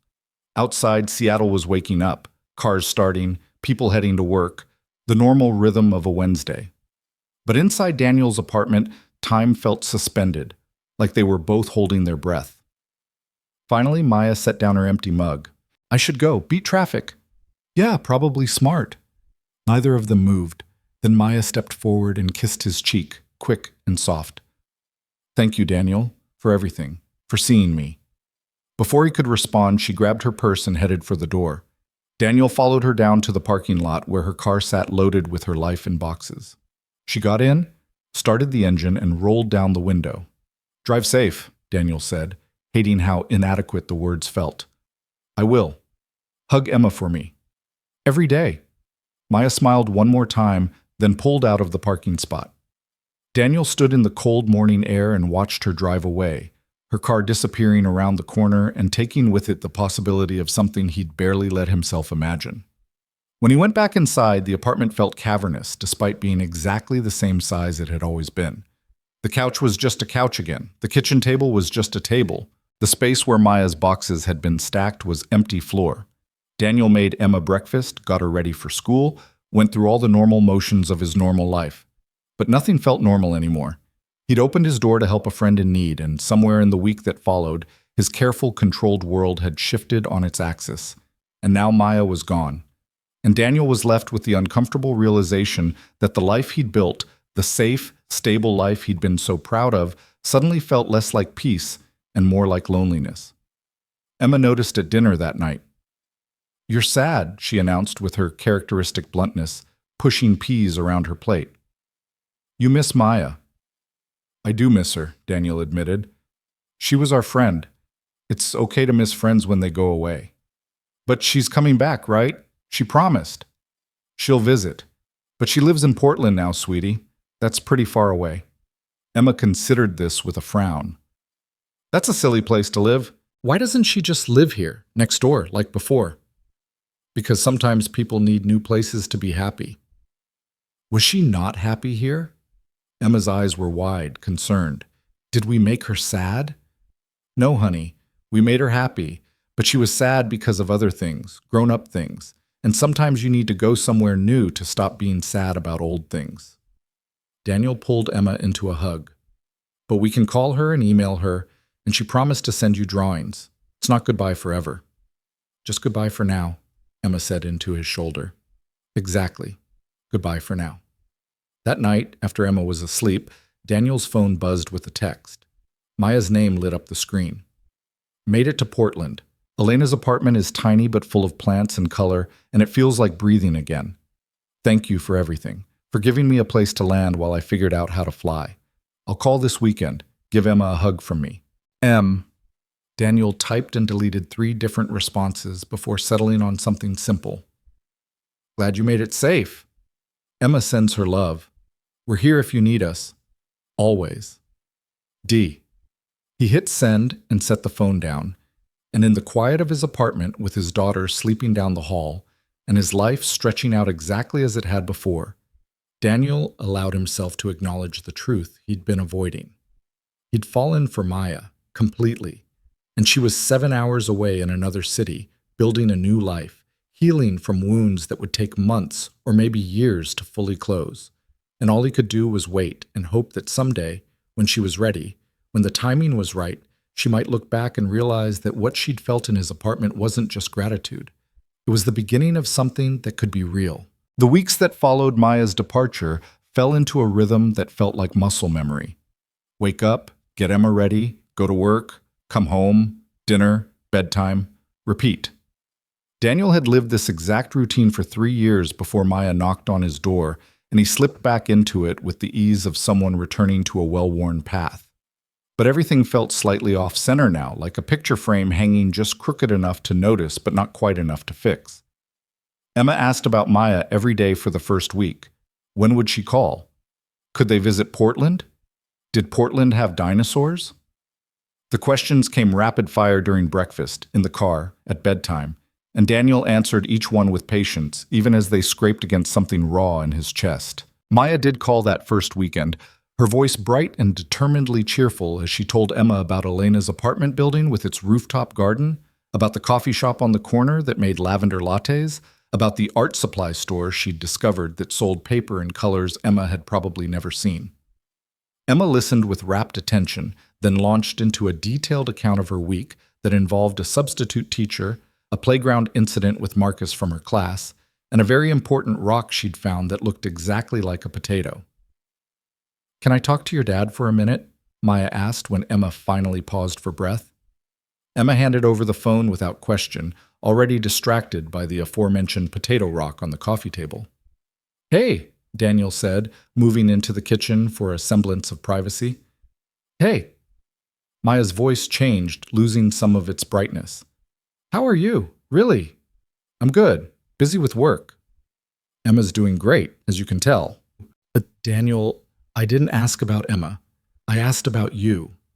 He leaned against the counter, closing his eyes. I'm fine, Maya. Same as always. How are you settling in? She let him deflect, which he was grateful for. She told him about her job hunt, the 3 interviews she had lined up for freelance positions, the therapy appointment she'd scheduled for Tuesday. She told him about Elena dragging her to a women's support group on Thursday nights, how she'd sat in a church basement with 7 other women and listened to stories that echoed her own in ways that made her feel less alone and more heartbroken at the same time. I cried the whole way home, Maya admitted, but it was good crying, I think. The kind that means something's starting to heal instead of just breaking more. That's good, Daniel said, and meant it. That's really good, Maya. They talked for another 20 minutes about nothing important, the weather, Emma's upcoming parent-teacher conference, a movie Maya wanted to see. Normal friend things. Safe topics. When they finally hung up, Daniel felt simultaneously better and worse, like scratching an itch that only made it spread. The second week was harder. Maya didn't call, just sent a few texts, pictures of Portland's bridges, a selfie with Elena making ridiculous faces, a photo of a lavender latte with a heart drawn in the foam. Daniel responded to each one with appropriate enthusiasm, never letting on that he'd stared at that selfie for a full 5 minutes, memorizing the way Maya's smile had started reaching her eyes again. By the third week, the texts came less frequently. Maya had started a part-time contract with a marketing agency, was apartment hunting in earnest, had apparently joined Elena for a hiking group on Sundays. Her life was filling up with new things, new people, new routines that didn't include him or Emma except in the margins. Daniel told himself this was good. This was exactly what was supposed to happen. Maya was healing, building, moving forward. The fact that she was doing it 7 hours away without him was irrelevant to the happiness of that forward motion. He almost believed it. Emma noticed the change first, the way kids always do. It was a Thursday evening in early March, nearly a month since Maya had left. Daniel was making dinner, spaghetti, Emma's favorite, when she appeared at his elbow with her stuffed elephant tucked under one arm. Daddy, are you and Maya in a fight? Daniel nearly dropped the colander. What? No, honey. Oh, why would you think that? Because she doesn't call anymore, and you look sad when you look at your phone and you said friends call each other, but she's not calling, so maybe you're not friends anymore? Emma delivered this observation with the devastating logic of a 6-year-old who'd clearly been thinking about it for a while. Daniel crouched down to her level. Maya and I aren't fighting. She's just really busy with her new life in Portland. She has a new job and new friends and lots of things to do, but she's still our friend. She's just far away. Then we should visit her, Emma announced, as if this solved everything. On Saturday, we could drive there and surprise her and bring her cookies and see all the pretty colors she told me about. Portland is very far away, Em. It takes all day to drive there. So, we can leave really early, like when it's still dark out, and we can listen to music and play the alphabet game and stop for French fries, and it'll be an adventure. Emma's eyes were bright with certainty. Maya would like it if we visited. She misses us too. I can tell. Daniel pulled his daughter into a hug, breathing in the smell of her strawberry shampoo and the paint from art class still stuck under her fingernails. She was right, of course. Maya probably would like a visit, but showing up unannounced felt presumptuous, intrusive, like Daniel was inserting himself into a life Maya was trying to build separately. Let me think about it, okay? He said against Emma's hair. Maybe we can plan something for spring break. Give Maya more time to get settled first. Emma pulled back, frowning. But that's forever away. It's 3 weeks. Like I said, forever. That night, after Emma was asleep, Daniel found himself scrolling through his text history with Maya. The messages had gone from daily to every few days to now almost a week of silence. Her last text had been a simple, signed a lease today, moving into my own place this weekend, with a photo of a small apartment building, green shutters bright against gray siding. Daniel had responded with congratulations and an offer to help if she needed anything, knowing full well she was 7 hours away and his offer was meaningless. She'd sent back a heart emoji and nothing else. He typed out a message now, stared at it, deleted it, typed another version, deleted that too. What was he even trying to say? I miss you. Emma wants to visit? I think about you every time I make coffee in the morning because you always took yours with too much sugar. Finally, he settled on something neutral. Emma's been asking about you. Would you have time for a video call this weekend? No pressure if you're busy. The message sat there, delivered, but unread for the rest of the night. Daniel went to bed telling himself it didn't matter, that Maya was allowed to be busy, that friendship didn't require constant contact. But he still checked his phone first thing in the morning, disappointment a small stone in his chest when there was no response. The reply came Friday afternoon, while Daniel was in a particularly tedious budget meeting. His phone buzzed against his leg, and he ignored it again, then finally snuck a glance during a PowerPoint presentation about fiscal responsibility. Would love to video call. Sunday afternoon, around 2 p.m. your time. Sorry I've been MIA. New job is kicking my butt and moving was chaos. Miss you guys. The relief Daniel felt was disproportionate to the situation, and he knew it. He typed back a quick confirmation and tried to focus on the presentation, but the rest of the meeting was a wash. Maya missed them. She'd said it outright, no qualifications or maybes. It probably didn't mean what Daniel wanted it to mean, but it meant something, and for now that was enough.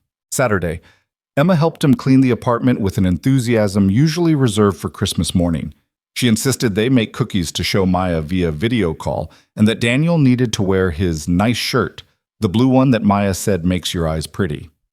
Daniel tried to explain that Maya had said the shirt brought out his eyes, not that they were pretty, but Emma was adamant. She said pretty, I remember, and we should make the kitchen look nice too because Maya likes when things are nice.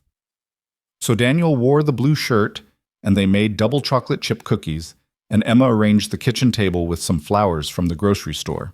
So Maya knows we're thinking about her. And if Daniel felt slightly ridiculous putting this much effort into a video call, he pushed the feeling aside because Emma was happy and excited, and that was what mattered.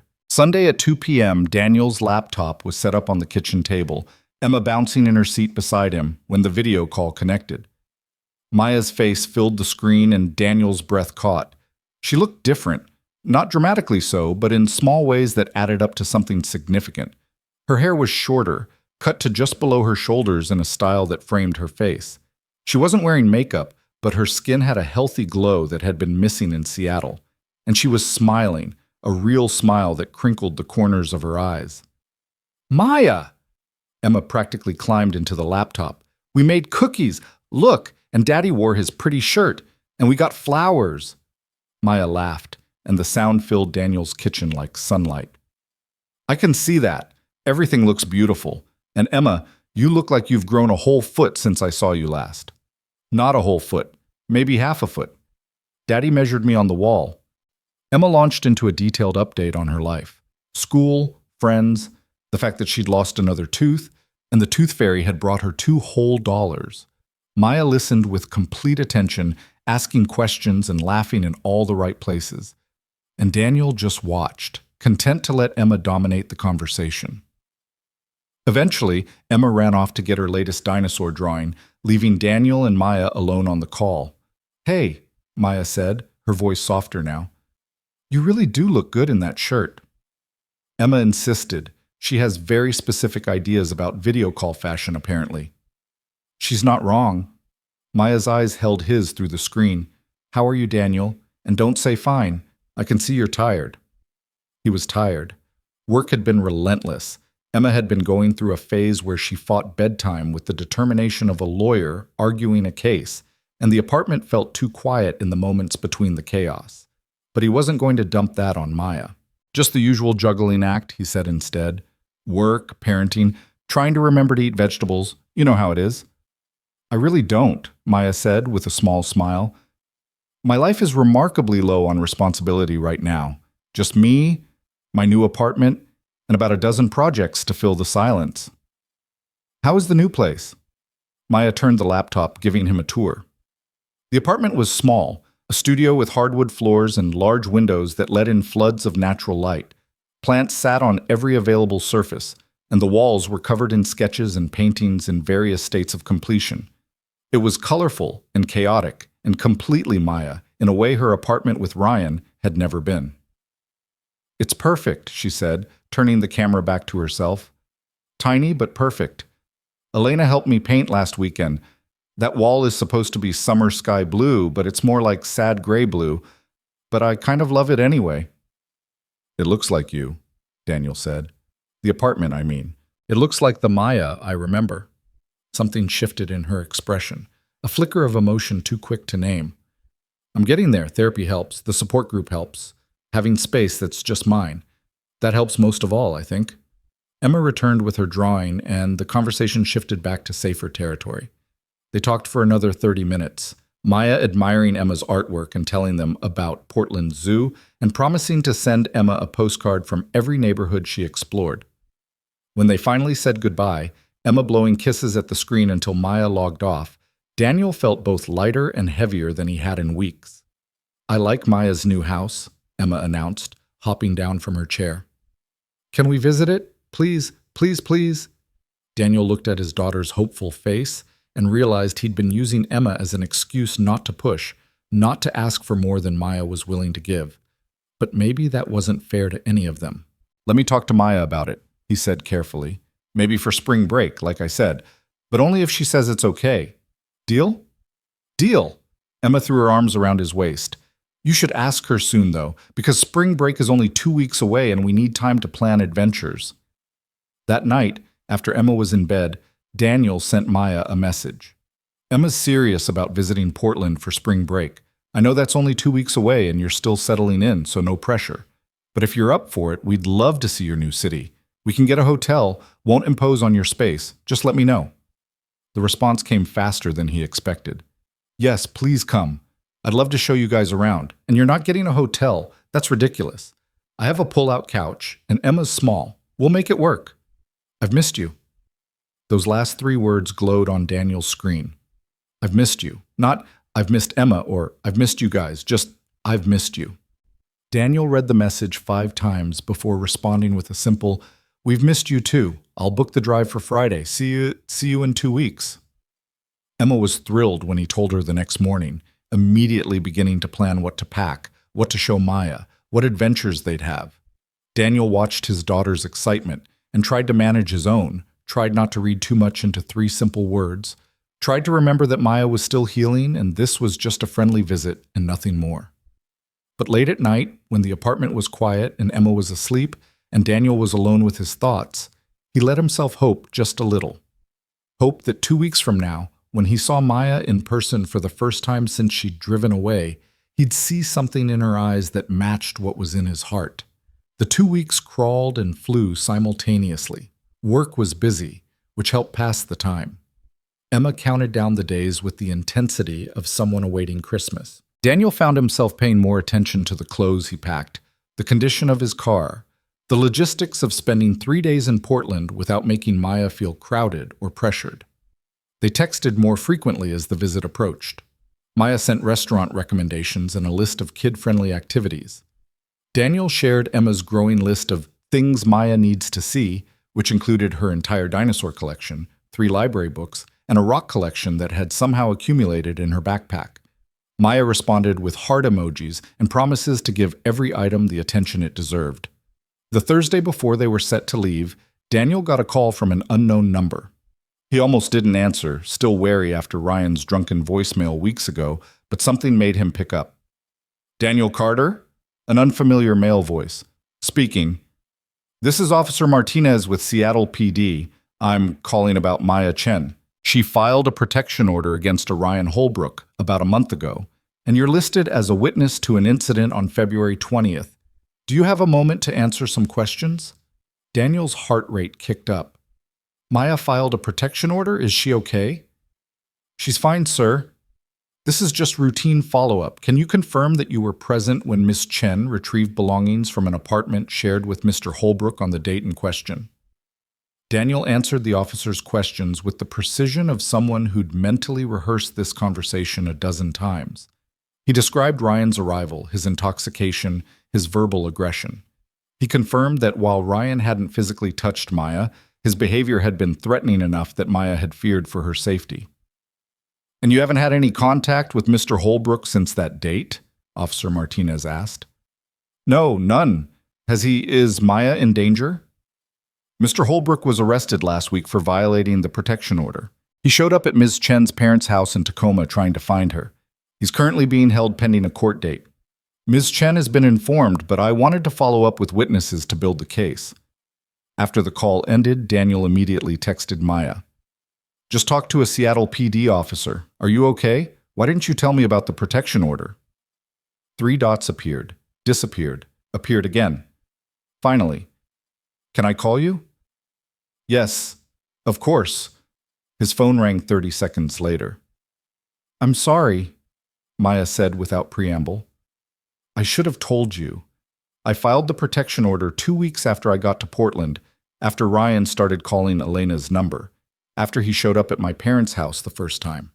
I didn't want to worry you, and I thought, I don't know what I thought, that I could handle it myself maybe.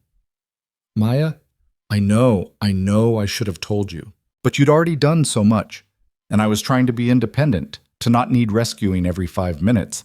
And then he showed up at my parents' again last week, drunk and demanding to know where I was, and my dad called the police and they arrested him. He's in jail, Daniel, and I know I should feel relieved, but I just feel... Her voice cracked. Scared, Daniel finished. You feel scared because he proved that distance doesn't mean safety. Yes. It came out as a whisper. I thought Portland would be far enough, that starting over would be enough. But he found my parents. He called Elena. What if he finds me here? What if the protection order isn't enough? Hey, listen to me. Daniel kept his voice calm, steady. He's in jail right now. And when he gets out, he'll have restrictions. He won't be allowed to contact you or your family. He violates that. He goes back to jail. The system isn't perfect, but it's better than nothing. I know. Rationally, I know that. But Daniel, I'm still so scared. And I hate that he can still do this to me from jail. I hate that I'm not free yet. They talked for over an hour, Daniel reassuring her, Maya working through the fear and anger that came in waves. Eventually, her breathing steadied, her voice lost its panicked edge. Thank you, she said finally, for listening, for not making me feel stupid for being scared. You're not stupid. You're human. And Maya, I'm glad you're okay. When you didn't tell me about the protection order, I worried that you were trying to handle everything alone again. Old habits, Maya said with a bitter laugh. Ryan always made me feel like asking for help was weakness. I'm working on that in therapy, but it's hard. I know, but you can ask me for help anytime. That's what friends do. Friends. The words sat heavy between them, inadequate and safe all at once. Still coming Friday? Maya asked, her tone deliberately lighter. Because Emma has texted me approximately 47 times about the trip, and I'd hate to disappoint her. We're still coming. Unless you need space, no. The word came fast and firm. No, I need the opposite of space right now. I need normal and safe, and Emma showing me rocks. I need you guys. Then we'll be there. After they hung up, Daniel sat in his quiet apartment and realized something had shifted. Maya needed him, not as a rescuer, not as a place to hide, but as a friend who showed up and stayed present and didn't require her to be anything other than exactly what she was in any given moment. And maybe, just maybe, that was enough for now. Friday morning, Daniel loaded the car while Emma bounced around the parking lot singing a song about Portland that she'd apparently made up on the spot. 7 hours of driving stretched ahead of them, 7 hours that felt simultaneously too long and not long enough to prepare for seeing Maya again. But as they pulled onto the highway, Emma chattering in the back seat about all the things she'd show Maya, Daniel felt something he hadn't felt in weeks. Hope. Not hope that Maya would suddenly be ready for more than friendship. Not hope that she'd take one look at him and realize what he'd known since that first night she knocked on his door. Just hope that maybe, whatever happened next, they'd figure it out together. And for now, that was enough.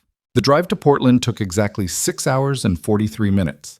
Not counting the stop for lunch at a diner Emma insisted looked exactly like the one in her favorite cartoon, and the emergency bathroom break that turned into a 20-minute exploration of a rest stop gift shop. Daniel didn't mind the delays. Each mile that passed felt like stepping closer to something inevitable, something he couldn't quite name but could feel building in his chest like a gathering storm. Emma fell asleep somewhere around Olympia, her head tilted against the window, one hand still clutching the stuffed elephant she'd brought specifically to show Maya. Daniel glanced at her in the rearview mirror and felt the familiar rush of love mixed with terror that came with being solely responsible for another human being. Everything he did, every choice he made, rippled out to affect this small person who trusted him completely, including this trip, including whatever happened when he saw Maya again. The afternoon sun was starting to slant golden through the clouds when Daniel's GPS announced he'd arrived at his destination. Maya's apartment building was exactly as it had appeared in her photos, a converted warehouse in Portland's Pearl District, green shutters bright against weathered brick, window boxes already starting to show early spring flowers despite the March chill. Daniel was still parallel parking when the building's front door flew open and Maya came running out. She'd clearly been watching for them, and the sight of her, real and solid and there, hit Daniel harder than he'd expected. She wore jeans and an oversized yellow cardigan that made her look like a sunflower, her hair loose around her shoulders, and she was smiling so wide it had to hurt. Emma woke up the instant the car stopped, saw Maya through the window, and started shrieking with joy loud enough that Daniel's ears rang. Before he could even unbuckle his seatbelt, Emma had somehow escaped her car seat and was launching herself out of the car into Maya's arms. "You're here! You're really here!" Maya spun Emma around, both of them laughing. "Look at you! Did you grow another inch just on the drive? You're going to be taller than me soon." "I'm going to be taller than Daddy," Emma announced. "He said so. Maya, we brought you cookies, and I have so many things to show you, and can we see your apartment? And do you have dinosaurs here too?" Daniel climbed out of the car more slowly, watching them together. The easy affection, the way Maya held Emma like she was precious, the way Emma looked at Maya with complete adoration. When Maya finally looked up at him over Emma's head, her smile shifted into something softer, more complicated. "Hi," she said. "Hi." Daniel grabbed their bags from the trunk, suddenly aware of how rumpled he must look after 7 hours in a car. "Sorry we're a little later than planned. Someone needed to examine every single snow globe at the Rest Stop gift shop." "They were pretty," Emma protested. "And I got you one, Maya. It has a mountain and a bear, and the bear is wearing a hat." "I cannot wait to see this hat-wearing bear," Maya said seriously. "Come on, let me help with the bags. You guys must be exhausted." Maya's apartment was up 3 flights of stairs, no elevator, and by the time they reached her door, Daniel was breathing hard and reconsidering his gym habits. But the second they stepped inside, the climb was worth it. The space was exactly as she'd shown him on video, but being in it was different. The afternoon light poured through tall windows, making the hardwood floors glow honey gold. Plants hung from the ceiling in macrame holders, sat clustered on the windowsills, turned every available surface into a small garden. The walls were covered in art, some framed, some just tacked up with pushpins, a collage of colors and styles that told the story of someone rediscovering joy in creation. "It's beautiful," Daniel said, and meant it. "Maya, this is incredible." She looked around her apartment like she was seeing it through his eyes, and her cheeks flushed with pleasure. "It's home. First place that's felt like home in a long time."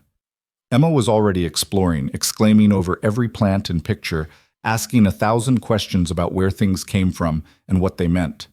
Maya answered each one patiently, showing Emma the sketches she'd done of Portland bridges, the watercolor of Mount Hood she was still working on, the corner that served as her workspace with its neat arrangement of laptop and sketchbooks and good pencils.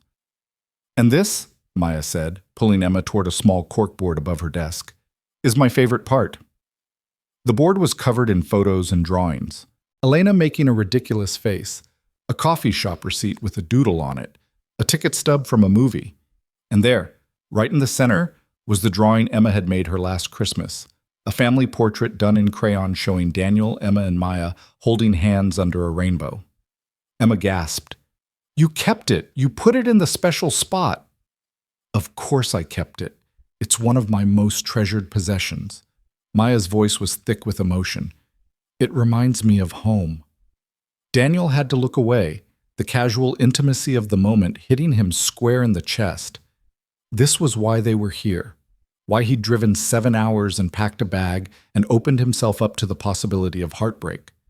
Because Maya had kept his daughter's drawing, because she called their memory home even while building a new life, because some connections transcended distance and time and all the logical reasons they shouldn't work. They ordered pizza for dinner, Emma's request and Maya's insistence that they were guests and she was treating. They ate sitting on cushions on the floor because Maya only had 2 chairs, and Emma told Maya every single detail of the past 6 weeks, barely pausing for breath. Maya listened with complete attention, asking questions and laughing, and making Emma feel like the most interesting person in the world. After dinner, while Emma was distracted by a nature documentary about penguins, Maya and Daniel did dishes in her tiny kitchen. They worked in comfortable silence, Maya washing and Daniel drying, their elbows bumping in the small space. "Thank you for coming," Maya said quietly. "I know it's a long drive and Emma has school and you have work and—" "Maya!" Daniel set down the plate he was drying. "We wanted to come. I wanted to come. Stop thanking me for things I chose to do." She looked up at him, soapy hands still in the water. "Force of habit. Ryan always made me feel like everything was an imposition, like wanting to see friends or have plans was asking too much. I'm still unlearning that." "How's therapy going, really?" Maya pulled her hands from the water, dried them on a towel. "It's hard, really hard. My therapist, her name's Dr. Morrison, she keeps pushing me to examine why I stayed, why I didn't see the signs earlier. And I know intellectually that it's not my fault, that abuse is designed to be invisible until it's not. But emotionally, I still feel like I should have known better. You can't blame yourself for trusting someone you loved." "I know, I'm working on it." Maya leaned against the counter, arms crossed. "But the good stuff, the stuff that's actually helping, is learning to trust my own judgment again. Learning that wanting things doesn't make me selfish, that saying no doesn't make me a bad person, that I can be happy without someone else's permission." That's huge progress. It is. And being here, in this space that's just mine, with people who actually like me, it helps. She paused. The support group helps too. Hearing other women's stories, realizing how common this is, how it can happen to anyone, it makes me feel less alone. Emma's voice called from the living room. "Daddy! Maya! The penguins are doing a funny walk. Come see." They watched penguins waddle across Antarctic ice for the next hour, Emma providing running commentary about how she could definitely walk like that if she tried. When her eyes started drooping around 8:30, Maya pulled out the promised pull-out couch, making it up with sheets that smelled like lavender and sunshine. "I sleep here?" Emma asked, suddenly shy. "In Maya's house?" "Right here on this very fancy bed," Maya confirmed. "And I'll be right over there on my bed. And your dad will be on the air mattress next to you, so we're all in the same room, like a sleepover." Emma considered this arrangement and apparently found it acceptable. She changed into her dinosaur pajamas, brushed her teeth in Maya's tiny bathroom, and climbed into the pull-out bed with her elephant tucked under one arm. "Maya?" Emma's voice was small in the dim room. "I'm really glad you live here. Your home is nice, but I miss you being next door." Maya sat on the edge of the bed, smoothing Emma's hair back from her forehead. "I miss being next door too, sweetheart. But you know what? Distance doesn't change how much I care about you.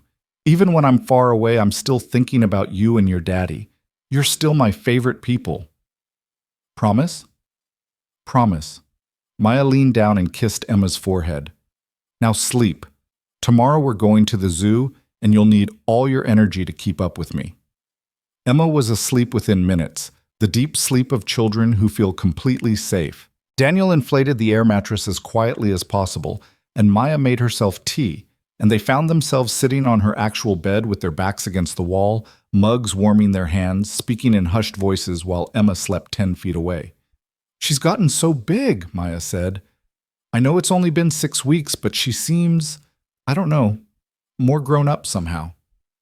She's been reading more, getting braver about trying new things. I think having you in her life, seeing a strong woman pursuing her passions, it's been good for her." Maya's laugh was soft and sad. "I don't know how strong I am. Most days I feel like I'm barely holding it together." "Strength isn't not falling apart. It's falling apart and getting back up anyway. Daniel took a sip of tea. You left an abusive relationship. You filed a protection order. You moved to a new city, started over, went to therapy, joined a support group. Maya, you're one of the strongest people I know. She was quiet for a long moment, staring into her mug. Can I tell you something? Something I haven't told anyone else? Anything. I'm terrified that I'm going to do it again. Fall for someone who seems great at first but turns out to be… She stopped, swallowed hard. I'm terrified that there's something broken in me that attracts men like Ryan, that I'm going to repeat the pattern because I don't know how to recognize healthy relationships. Daniel's heart was pounding, but he kept his voice steady. What does Dr. Morrison say? She says that's a common fear, that awareness is the first step to breaking the cycle, that I should go slow with any new relationships, pay attention to red flags, trust my gut. Maya set down her mug. She also says I should probably stay single for a while, at least a year, focus on healing before trying to date again. That sounds like good advice. It is. It's very good advice. Maya turned to look at him, and her eyes were bright with unshed tears. So why is it so hard to follow? The question hung in the air between them, heavy with everything they hadn't said in 6 weeks of texts and phone calls and careful distance. Daniel could feel the moment balanced on a knife's edge. He could deflect, change the subject, keep things safe and friendly and uncomplicated. Or he could tell the truth and risk everything. He chose truth. Because feelings don't follow timelines, he said quietly. Because the heart wants what it wants, even when the head knows better. Because sometimes the right person shows up at the wrong time, and you have to decide whether to wait or walk away. Maya's breath hitched. Daniel, I'm not asking you for anything, he said quickly. I'm not trying to pressure you or make this complicated. I just need you to know. I need you to know that what I feel for you isn't gratitude or proximity or the caretaker instinct kicking in. It's real, Maya. It's been real since before you left Seattle, maybe since before that night you knocked on my door. And I can wait. I can be your friend and only your friend for as long as you need. But I couldn't let you think you're broken or that you're destined to repeat patterns when the truth is you're the most incredible person I've met in years, and any man would be lucky to earn your trust. Tears spilled down Maya's cheeks. You can't just say things like that. You can't… I'm not ready, Daniel. I'm not ready for this, for you, for anything that feels this big, and I don't know when I will be ready. Maybe never. Maybe I'll always be too scared to risk it. Then I'll wait for maybe never, Daniel said simply. Because you're worth waiting for. Maya made a sound halfway between a laugh and a sob. That's not fair. You can't put your life on hold for someone who might never be ready. Emma deserves someone who can show up fully, not someone who's still putting herself back together. Emma has me. She's fine. And I'm not on hold, Maya. I'm living my life. But if at some point you wake up and realize you're ready, if you want to try this thing between us, I want you to know I'll be there. No pressure, no expectations, just possibility. They sat in silence, the only sound Emma's soft breathing and the distant hum of Portland traffic. Finally, Maya wiped her eyes and took a shaky breath. I don't want to lose you, she whispered. If I can't be what you want, if I can't give you more than friendship, I don't want to lose you from my life entirely. You and Emma, you're too important. You won't lose us. Even if nothing ever happens between us romantically, you're still Emma's Maya. You're still our family. That doesn't change. Maya leaned her head against his shoulder, a gesture of exhaustion and trust. How are you so patient? How are you not angry that I'm such a mess? You're not a mess. You're healing. There's a difference. Daniel hesitated, then carefully put his arm around her shoulders. She didn't pull away. And I'm patient because 3 years ago, I was where you are now. Broken, scared, convinced I'd never trust anyone again. It took time to put myself back together. I wouldn't ask you to rush a process I know is necessary. They sat like that for a long time, Maya's head on his shoulder, Daniel's arm around her, both of them breathing in sync. It wasn't a kiss or a declaration or a happy ending, but it was honest, and it was real, and for now that was enough. Eventually, Maya pulled away, wiping her eyes one more time. We should sleep. Emma will be up at dawn demanding adventures. Probably before dawn, knowing her. Maya smiled, and it was watery but genuine. Thank you, Daniel, for everything, for being you. Right back at you. They settled into their respective sleeping spaces, Maya in her bed, Daniel on the air mattress next to Emma. In the darkness, listening to the sounds of two people he cared about breathing peacefully, Daniel felt something settle in his chest. Not closure exactly. Not a beginning either. Just acceptance that some things took time, and some people were worth waiting for, and some connections were strong enough to survive uncertainty. The weekend passed in a blur of Portland adventures. They went to the zoo on Saturday, Emma delighted by every animal and insisting on reading every educational placard to Maya in its entirety. They had lunch at a food truck pod, Emma trying Thai food for the first time and declaring it weird but good. They explored Powell's City of Books, where Emma found a dinosaur encyclopedia that was almost bigger than she was, and Maya bought it for her without hesitation. Sunday morning, Elena joined them for brunch at a cafe near Maya's apartment. She was exactly as Maya had described, warm, funny, with an infectious laugh, and a talent for making Emma feel like the most interesting dinner companion in the world. Over pancakes and too much coffee, Elena regaled them with stories of Maya's first weeks in Portland, the apartment hunting disasters, the job interview where Maya had accidentally called the client by the wrong name for 45 minutes. She's doing so well, though, Elena said, squeezing Maya's hand. I'm really proud of her. Starting over is terrifying, and she's been so brave. Maya blushed. I'm just doing what I have to do. That's what brave is, Daniel said, echoing his own words from weeks ago. After brunch, they walked along the Willamette River, Emma running ahead to examine interesting rocks while the adults followed at a slower pace. The sun had come out, rare for March in Portland, and the city sparkled with that particular beauty of spring barely beginning. She's great, Elena said to Daniel, while Maya was helping Emma climb on a piece of driftwood. My cousin, I mean. But you already know that. I do. She talks about you constantly. About Emma. About Seattle. About this perfect little life she left behind. Elena gave him a knowing look. She's scared, you know, of messing it up, of jumping into something before she's ready and recreating the same patterns, but she also lights up every time your name comes up. It's kind of nauseating, actually. Daniel laughed despite himself. Did she ask you to tell me this? Hell no. She'd kill me if she knew I was having this conversation, but I'm Team Daniel for what it's worth. I think you're good for her. I think you actually see her in a way Ryan never did. Elena paused. Just be patient, okay? She'll get there. I know she will. That evening, their last in Portland, Maya made dinner in her tiny kitchen while Emma helped by carefully arranging napkins and Maya's mismatched silverware on the table. They ate pasta with marinara sauce that Maya had made from scratch, and Emma declared it the best meal she'd ever had.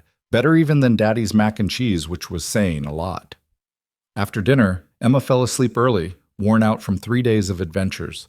Daniel and Maya found themselves alone again, washing dishes in comfortable silence. I don't want you to leave tomorrow, Maya said softly. I know you have to.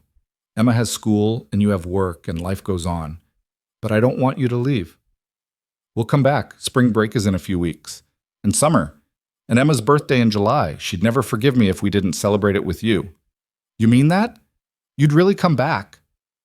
As many times as you want us to. Daniel dried the last plate, set it in her cabinet. This doesn't have to be goodbye, Maya. It can just be see you soon. She turned to face him, and in the soft light of her kitchen, she looked younger and older all at once. Can I ask you something? And you have to be completely honest. Okay?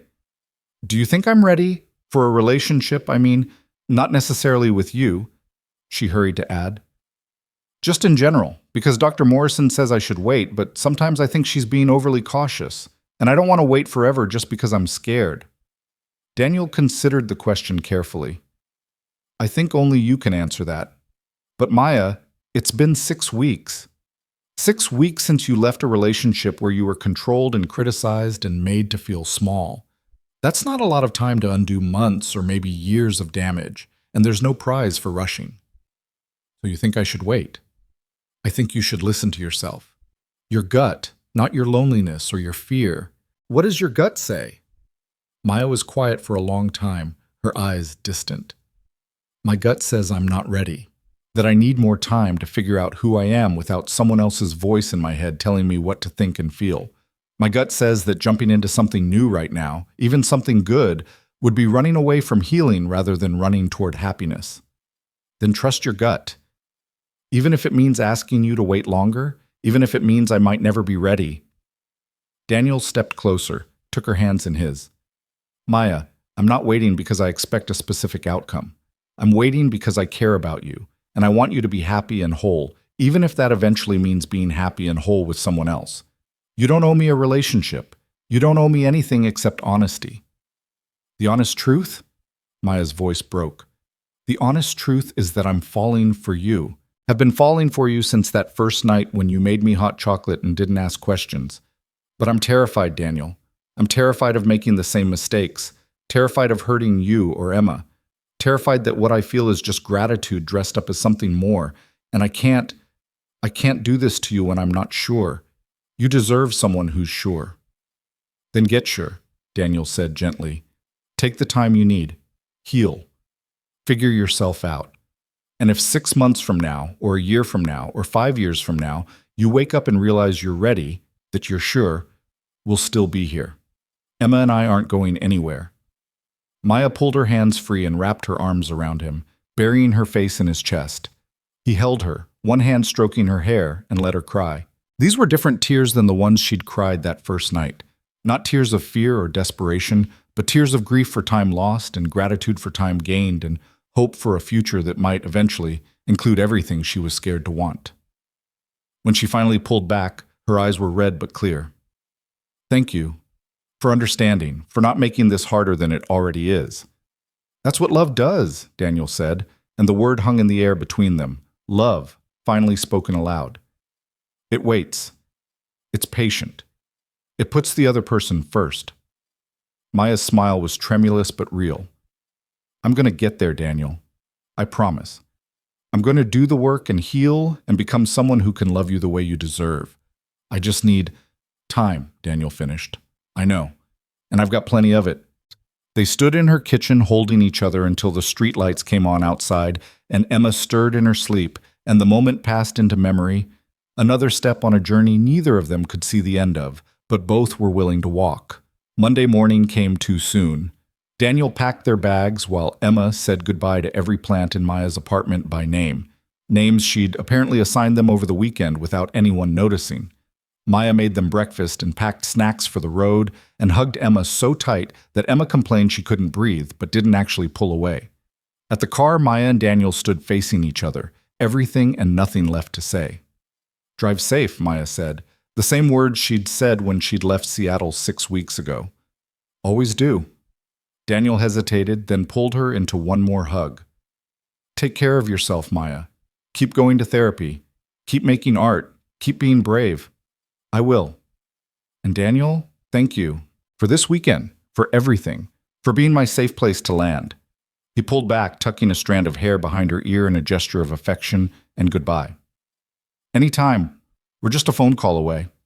Emma was already buckled in the car, waving frantically at Maya through the window. Maya waved back and Daniel climbed into the driver's seat, and they pulled away from the curb with Maya standing on the sidewalk watching them go, one hand raised in farewell.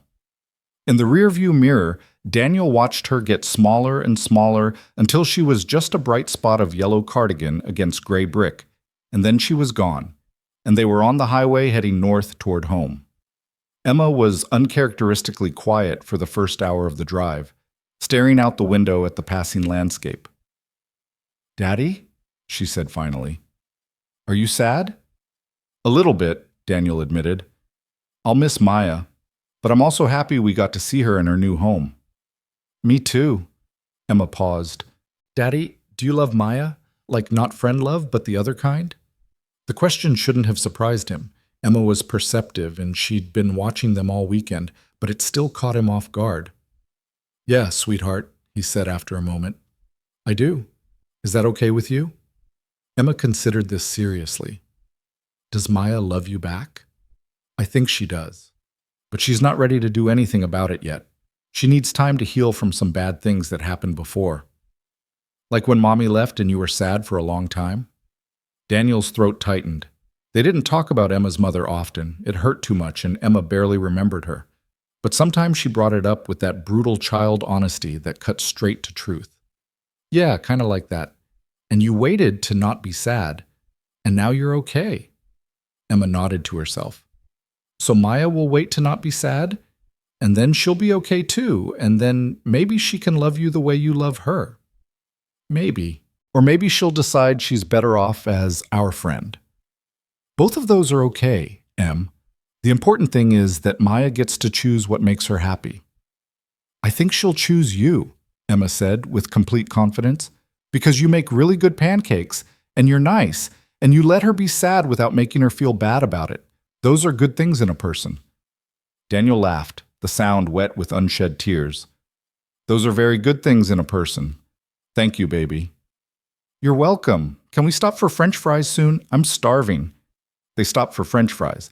And then ice cream because why not? And then they drove the rest of the way home while Emma narrated everything they passed, and Daniel thought about patience and healing, and the strange way love sometimes looked nothing like the movies, and everything like just showing up, again and again, until the other person was ready to let you in. Spring became summer. Maya and Daniel talked regularly, video calls with Emma once a week, texts throughout the days, occasional late-night phone conversations that stretched into hours. Maya got promoted at her design job. She adopted a cat, a scraggly orange thing she named Mango, who appeared frequently in her Instagram stories looking unimpressed with life. She sent Emma postcards from different Portland neighborhoods, each one with a small drawing on the back. A bird, a flower, a ridiculous cat wearing a crown. Daniel watched from 7 hours away as Maya bloomed. She posted photos of hikes with Elena's friend group, of art shows she'd attended, of a mural she'd helped paint on the side of a community center. In every photo, she looked more like herself, confident, creative, fully present in her own life. In July, they drove to Portland for Emma's 7th birthday. Maya had planned a whole day, the zoo again because Emma requested it, dinner at a restaurant with dinosaur-themed decorations that Maya had somehow found, and a homemade cake decorated with a T-Rex that looked suspiciously professional. Did you make this yourself? Daniel asked, examining the intricate icing work. Elena helped. By helped, I mean she did most of it while I moral supported. Maya grinned. But I did make the cake part, your grandmother's recipe that Emma loves. The fact that Maya had remembered that detail, had gone to the effort of texting Daniel's mother for the recipe, made his chest tight with affection. That night, after Emma was asleep on Maya's pull-out couch, they sat on her small balcony with glasses of wine and the sounds of Portland nightlife drifting up from the street below. How's therapy going? Daniel asked, and Maya smiled at the familiar question. Really well, actually. Dr. Morrison thinks I've made significant progress. I'm learning to recognize red flags, to trust my own judgment.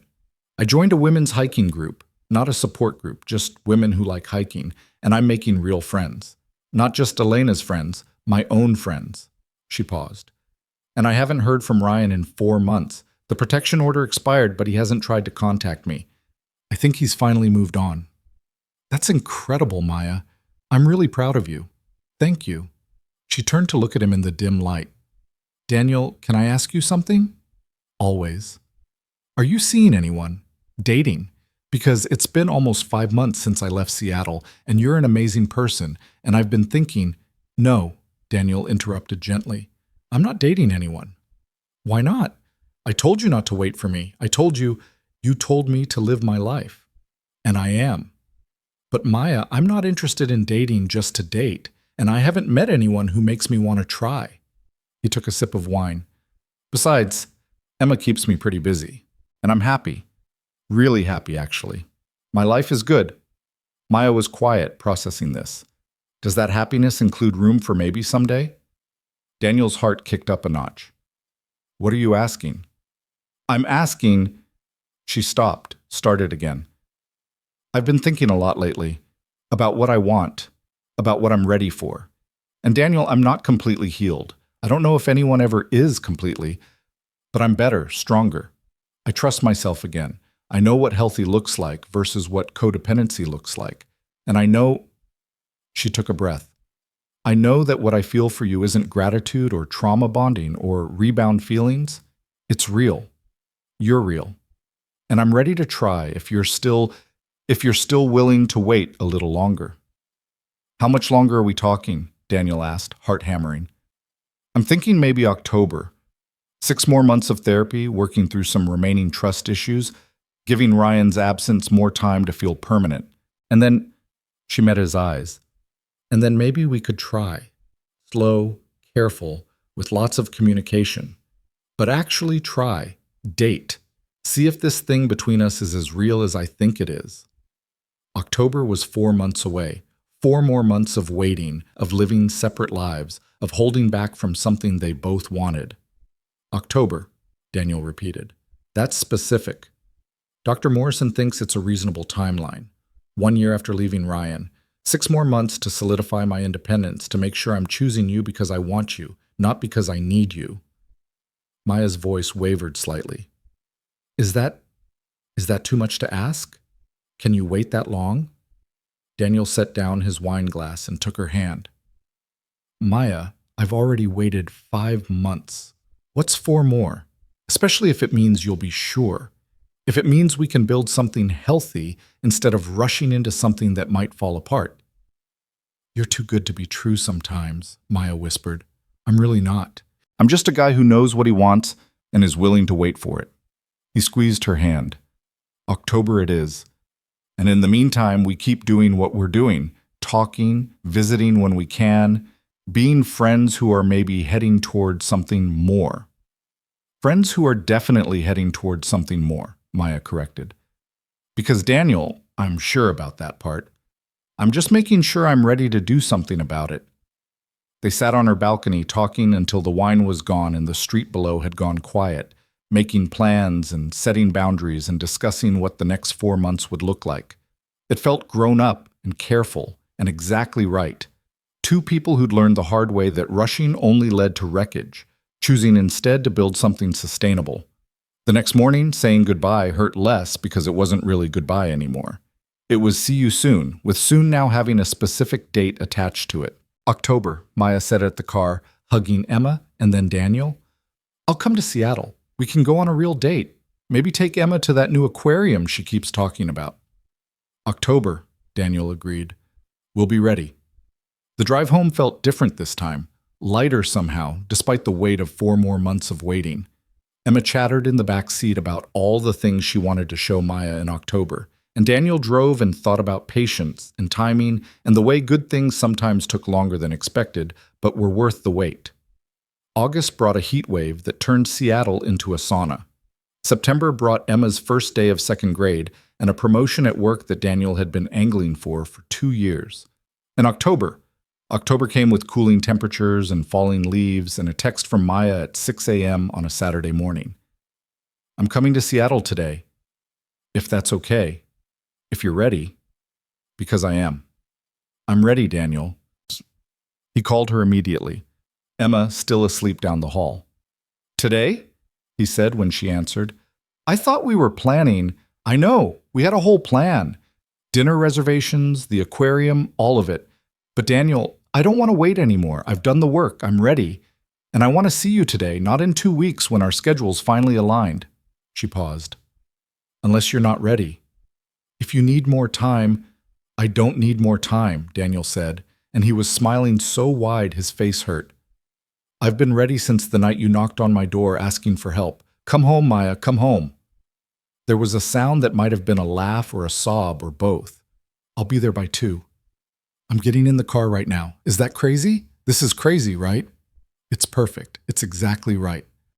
Daniel was already mentally cataloging everything he needed to do: clean the apartment, wake Emma gently so she didn't freak out about the change in plans, maybe run to the store for ingredients for Maya's favorite dinner.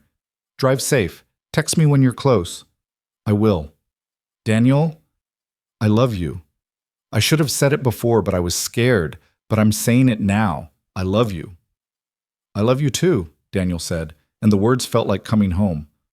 I'll see you soon. He hung up and immediately called his mother, who was delighted to take Emma for the afternoon. I knew it. I knew you two would figure it out. And then he did clean the apartment and go to the store and generally panic in the way people do when something they've wanted for months is suddenly happening right now. At 1:30, a text came through. Almost there. Nervous, excited, terrified, all of it.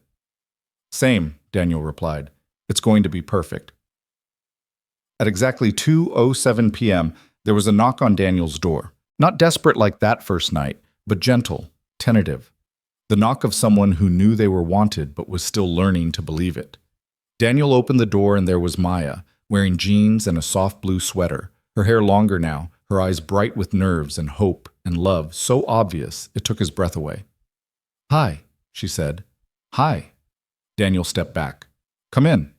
She crossed the threshold into his apartment, into the space where this had all started 6 months ago, and the door closed behind her. And this time when they stood in his living room, it wasn't as rescuer and rescued, but as two people who'd taken the long way around to finding each other. "I'm ready," Maya said again. "I'm ready to try this. To be with you. To build something real and healthy and—" Daniel kissed her. Finally, after months of waiting and wanting and choosing patience over passion, he pulled her close and kissed her the way he'd been dreaming about since the night she'd driven away to Portland. She melted into him immediately, her arms coming up around his neck, and the kiss was everything a first kiss should be, tender and desperate and full of promise. When they finally pulled apart, both breathing hard, Maya was crying and smiling at the same time. "That was worth waiting for," she said. "Definitely worth waiting for." Daniel wiped the tears from her cheeks. "So what now? I have to pick up Emma at 5. We could grab coffee, walk around the neighborhood, talk about—" "Daniel!" Maya laughed. "Stop planning. Let's just be here, together. That's enough for now." So they sat on his couch, the same couch she'd slept on that first week, and they talked about everything and nothing, hands intertwined, bodies pressed close.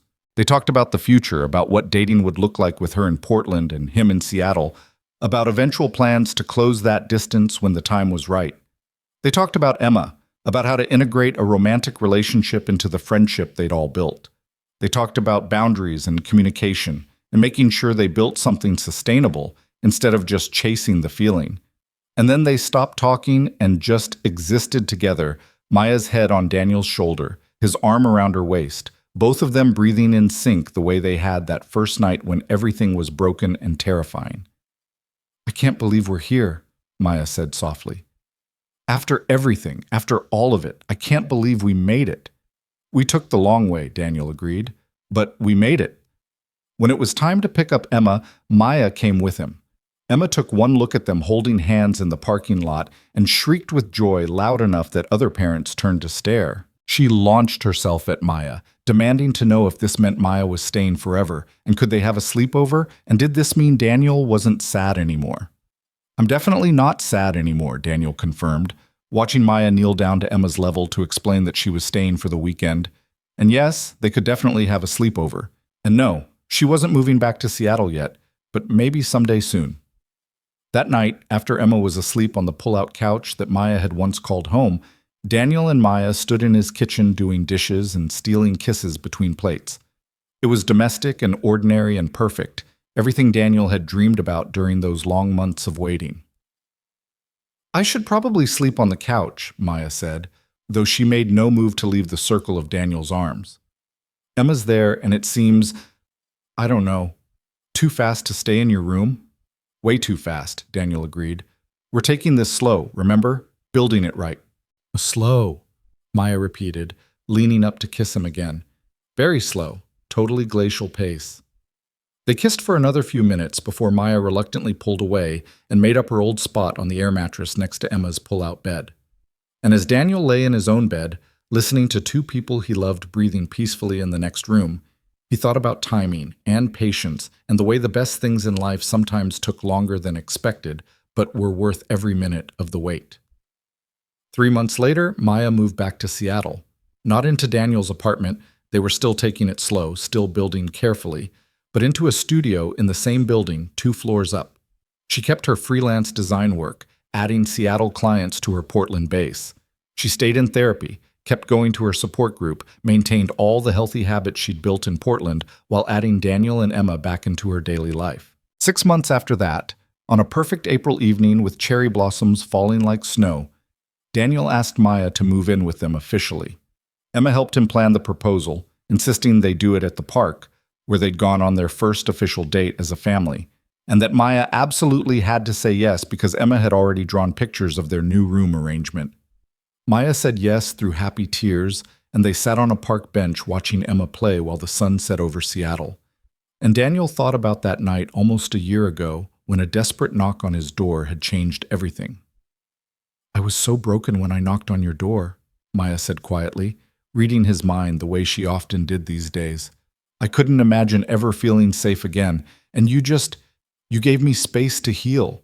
You didn't try to fix me or rush me. You just waited." "Best decision I ever made," Daniel said, pulling her close. "Patience is underrated. So is opening your door when someone needs help. So is being brave enough to ask for it." Maya tilted her face up to kiss him, soft and sweet and full of the future they were building together, slowly, carefully, with all the time in the world. Sometimes love didn't arrive with fireworks and passion and certainty. Sometimes it knocked softly at your door in the middle of the night, broken and afraid. And if you were wise enough to let it in, patient enough to let it heal, brave enough to wait for the right moment instead of forcing the wrong one, sometimes it came back stronger, ready, whole. Sometimes it came back to stay.